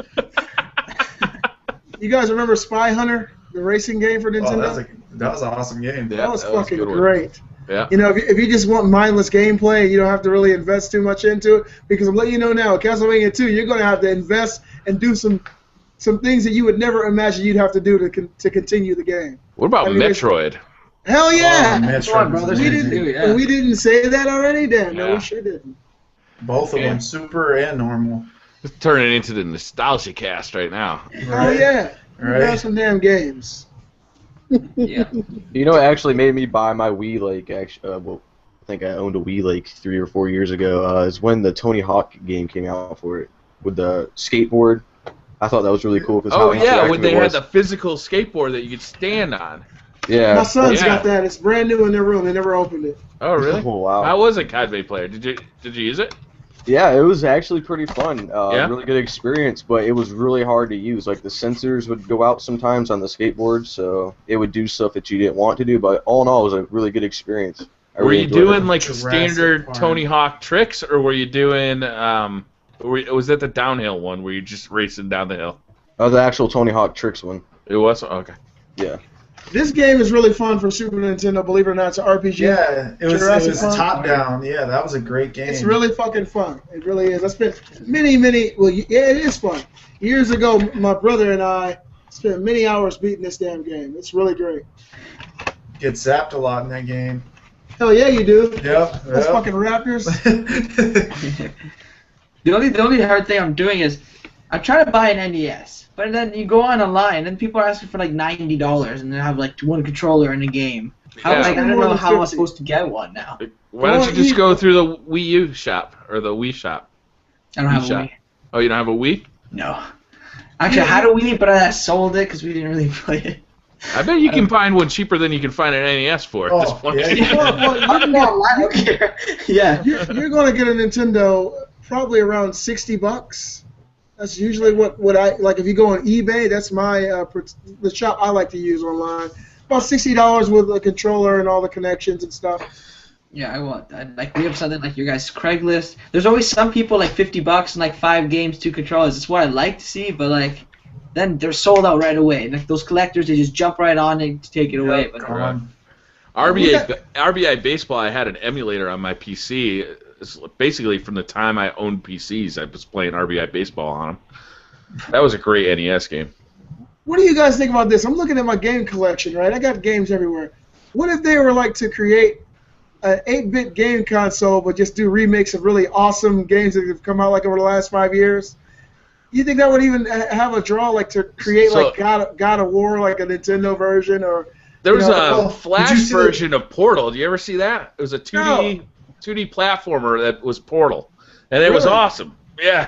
Machinima just posted a video of they made Titanfall in 8-bit, and they showed it on their video today, and I was laughing so hard. I love it. I would. It was cool looking. It was cool.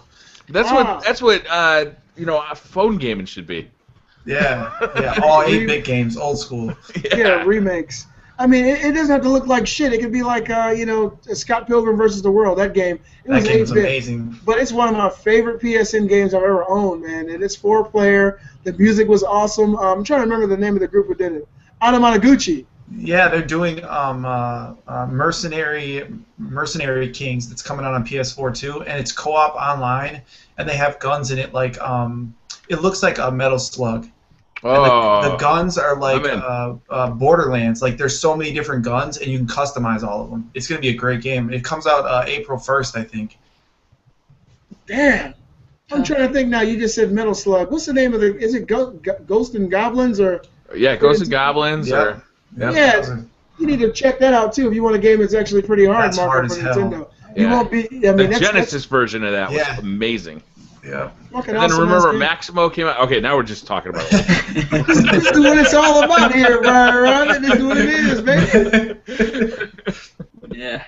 We're from talking about next gen to the very old retro shit. Yeah. It's hard playing N64 games on a keyboard because when you press W and then you press A and D. If you guys checked out the first part of my Duke Nukem video, I'm just like when you press D, your whole thing just sways right to the right and left side, so it's way too hard to play with the keyboard, but Whoa, what's that, Beastly? Is that your gaming collection? No, that's just one side of it. That's my Super Nintendo and my Sega Genesis stuff. Whoa. But it goes up. Actually, Beastly, I think you should do like a setup video and everything of your collection. I think that'd be a really cool video. That'd be awesome. Yeah, I'd actually really like to see that. Yeah, I saw yours, man. And see, this is the other side. There's games everywhere. I think I will. I think I'll do that this week, Cod. All right, that's a good idea. Awesome. I'll watch that. Now, what do you guys want to see? You want to see like where all the magic happens? Whoa, hey. No birthday. No birthday. This is so stupid. Oh, man. All right, shall we start wrapping it up, guys? Sure. Yeah, I don't have anything else, man. All right, COD-Made Player, what are you up to this week? What can we expect to see on your channel? Look out for my Omangle videos. I'll probably try to post one maybe next weekend, and then of course Infamous Second Son's coming out, and I'm gonna be getting that. You gonna do a Let's Play? Yeah, I'll probably do a Let's Play of the whole game. I was thinking about doing that too. I'm happy to hear that you're really looking forward to that, BriarRabbit, because I saw that. Yeah, when I brought it up last week, you were like, I don't know. I was like, what the hell is this guy talking about? I think graphically it looks amazing. Yeah, it does. It really looks next gen, and I'm looking forward to that. Besides the gameplay, it just looks like it's going to be goddamn fun. Oh, yeah. Couldn't have said it better than my goddamn self. What do you got going on, 9 to 5 Gamers? I'm gonna, obviously play Donkey Kong. I'm getting Metal Gear and both Infamous, so I'll be doing both of those. This Metal Gear is the 2-hour Metal Gear, right? Yeah, Ground Zero. So we'll expect 2 episodes of a Let's Play of that. No, I'm not even gonna bother doing one. I think I'll probably take some and just do like a news video with one, but I'm not gonna do a Let's Play of probably either of them. No. Because there's gonna be so many Infamous Let's Plays, it's gonna be unbelievable. Well, if I do a Ground Zero's Let's Play, I'll do it like right now, so it's uploaded before midnight. Yeah, that is true. Find out what that NDA is first. Oh yeah. People are switching it, so I'm sure there isn't one. Twitch is a lot more lax right now. Oh, is it? A lot more lax, yeah. Oh, okay. Yeah, YouTube will come in your house with a sledgehammer, smash your computer, take your wife, and run out the fucking door. YouTube don't play. Take the woman, leave my computer here. Hell yeah! This is brand new, brother. After my Donkey Kong video, I'll be playing this because I've never played it before, and my buddy borrowed it to me. Oh, I've never played it. So he's like, here, you can borrow it. I was like, all right, cool, I'll play it. So that'll be after Donkey Kong. That Wii version is awesome too. Yeah, it's really good. Man. It's funny because through the capture card, it makes it look better than it does on the system itself. So when I'm playing it, I look at the computer and play it. Damn, you never played Resident Evil 4? No, I never played I beat that game fucking 40 times, man. I swear I did. Controls for aiming make that game so much more intense. Because you're literally doing this to aim. I never liked the controls on the previous versions where you just using a controller. I thought the controls felt wonky, but on the Wii, I thought that game hit its stride perfectly. Yeah. Hey, look, I think at E3 this year, Resident Evil 6 is going to be announced. There's been some rumblings from Capcom. I'm a huge Resident Evil fan until it went to shit. Okay, that means Resident Evil 1, 2, 3, and 4. Half of 5 and 6 can kiss my ass. I hate all. Look, I absolutely hate every Resident Evil movie. They're all crap, and I want to see them go back to the drawing board, make this game. Resident Evil really did. It started the survival horror genre. Now it's fucking Call of Duty guys punching boulders and shit. Get out of here with this crap. Yeah. I want to be scared again. I want them to re-release the game, go back to the drawing board. And even if it means going back to the original and redoing it for next-gen consoles, I think that Resident Evil 6 should go back to the drawing board, being back to survival horror, scaring the audience again, revamping the gameplay, and doing what it used to do so well. Because the pinnacle of Resident Evil was Resident Evil 4. Then from there it went to Resident Evil 2. From there it went to Resident Evil 1, then Resident Evil 3. And they need to just focus in on that energy and re-release this game, or make a new game that somehow is able to tap into that power. Yeah, I can't wait to get my hands on Daylight. That game looks like it's going to be awesome. Mm-hmm. I know for BriarRabbit doesn't like those kind of games, but I think it's going to be pretty cool. Mm-hmm. I don't think BriarRabbit will dislike Daylight. Have you seen Daylight, BriarRabbit? Yeah. What do you think about that game? It's Outlast 2. Yeah. I'm not a big fan of that emotion, right? Oh, no. I don't like being scared.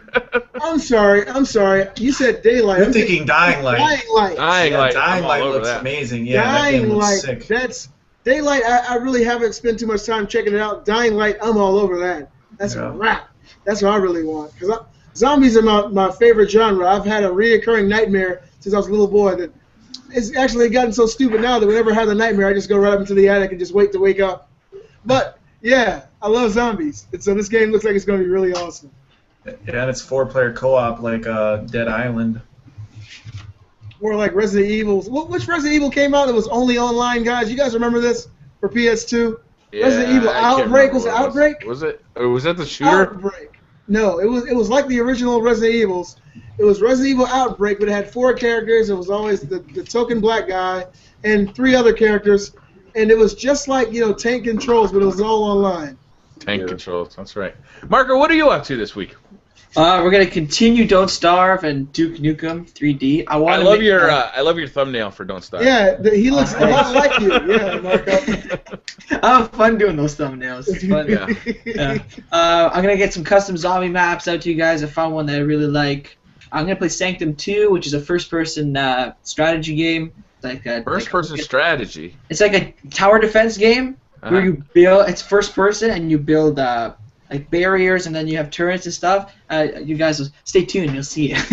All right. Wow. Okay, we got a review. I bought this Razer Specs gamepad. I'll do a review on that and my keyboard. That's pretty much. That's like a mouse pad? Yeah, it's a mouse pad, but it's not a thick mouse pad. It's in the millimeters thin. And it's like sticky on the back, and you just peel it off, and you can wash it. I don't know. We'll see how it is. I haven't used it yet. I'm looking forward to seeing the keyboard. Yeah, I love this keyboard. It's loud. If you guys hear it, all you hear is If you you guys like hear it in it, the background? if you like his keyboard, check out my keyblade.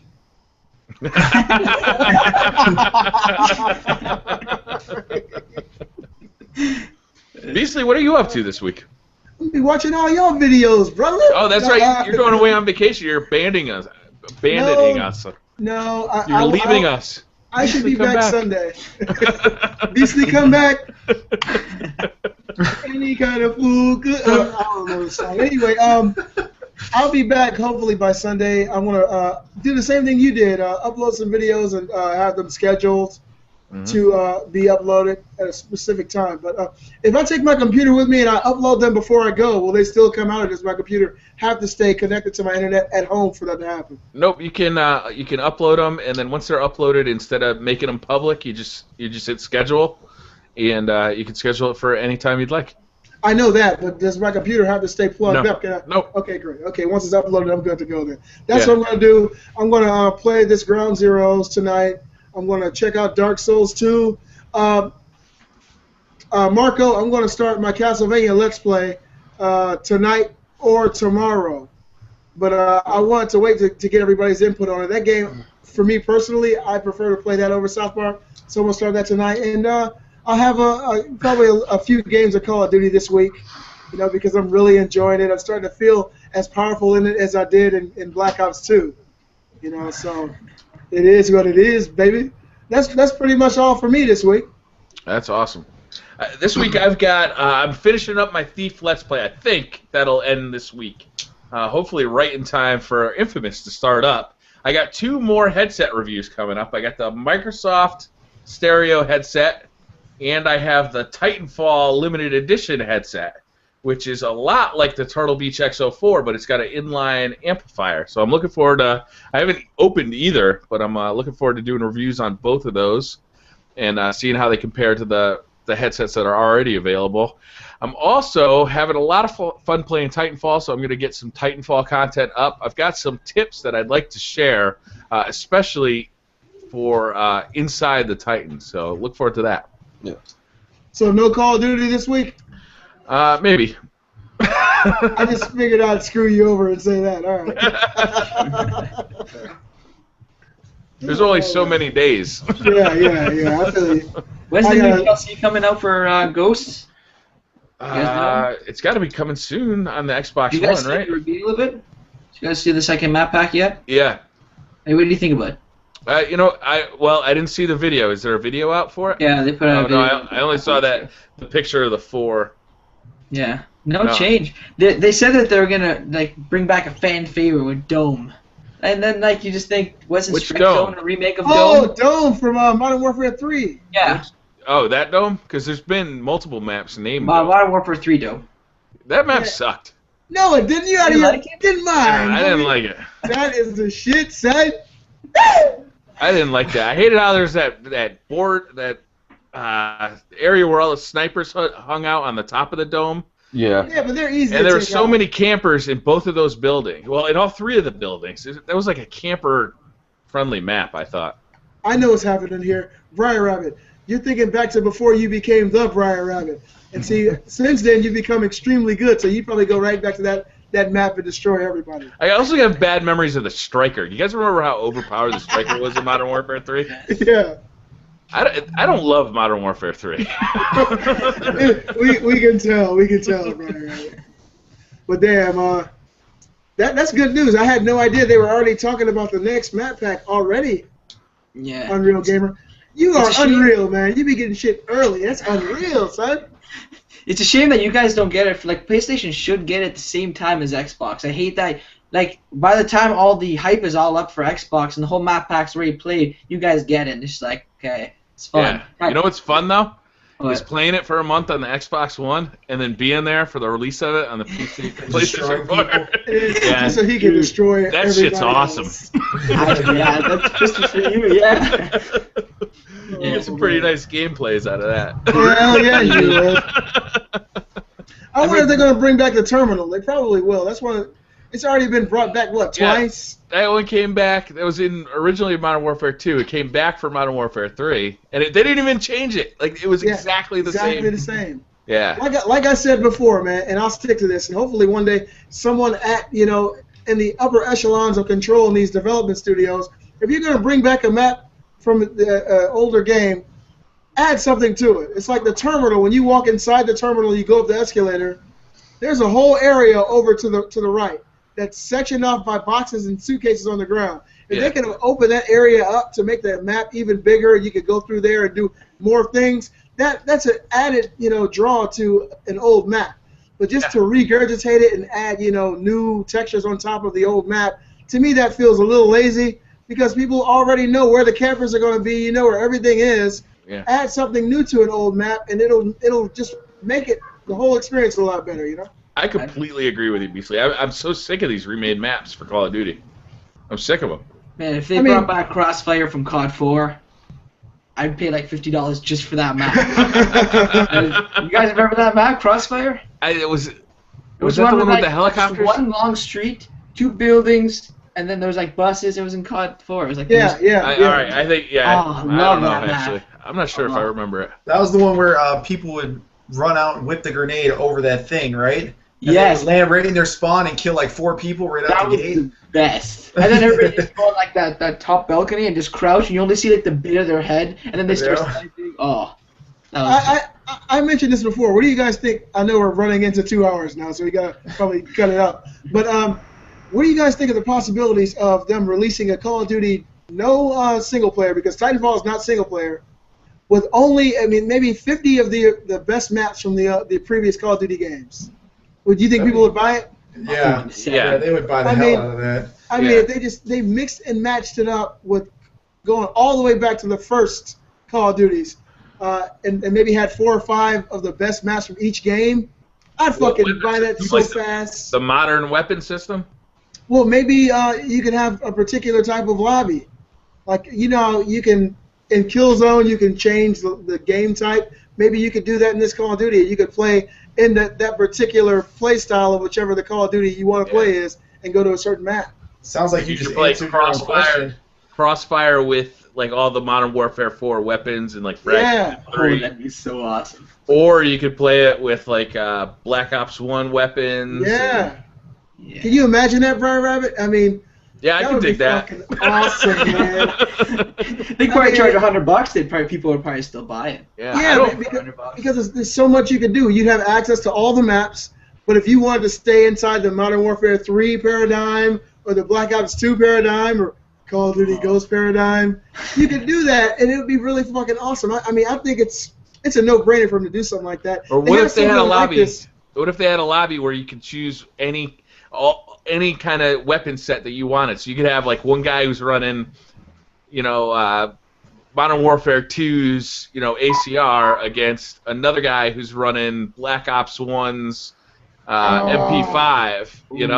You could mix and match. It'd be the ultimate showdown, wouldn't it? Yeah. Damn. Man, that game would be so fucking broken though. Can you imagine? I don't know if it's broken as Battlefield. Look, if they can fix Battlefield 4, they can fix anything. I just like the power balance. I mean, Call of Duty has had some serious issues with what was it? What was that thing in Modern Warfare 2 where you could just infinitely get new explosives? I didn't know about this glitch. Yeah, it was, what was it called? It was like you basically like switch your class at any time. Yeah, you get that bag and then you. Yeah, if you had 2 classes that both had the noob tube on them, you just keep getting more ammo for your noob tube. Oh my god, that game sucks so hard. And then frags times 3. People forget how many grenades there were in Modern Warfare 4. That was annoying. Yeah. the max you can do now is 2 across the board, right? Yeah. All right. Claymores being refreshed in Modern Warfare 2. Remember the camping that was happening in Modern Warfare 2? Because every time your Claymore killed somebody, you could pick up another fucking Claymore. Just run right over and grab that shit. Yeah. Oh, Man. Jesus. I forget how much I hate games. We're going to go read a goddamn book. Pick up a good read. Fucking go grab a goddamn EGM or something, huh, Brian? That's right. All right, guys. Let's end it here, and we'll see you all next week. Yep. All right, everybody.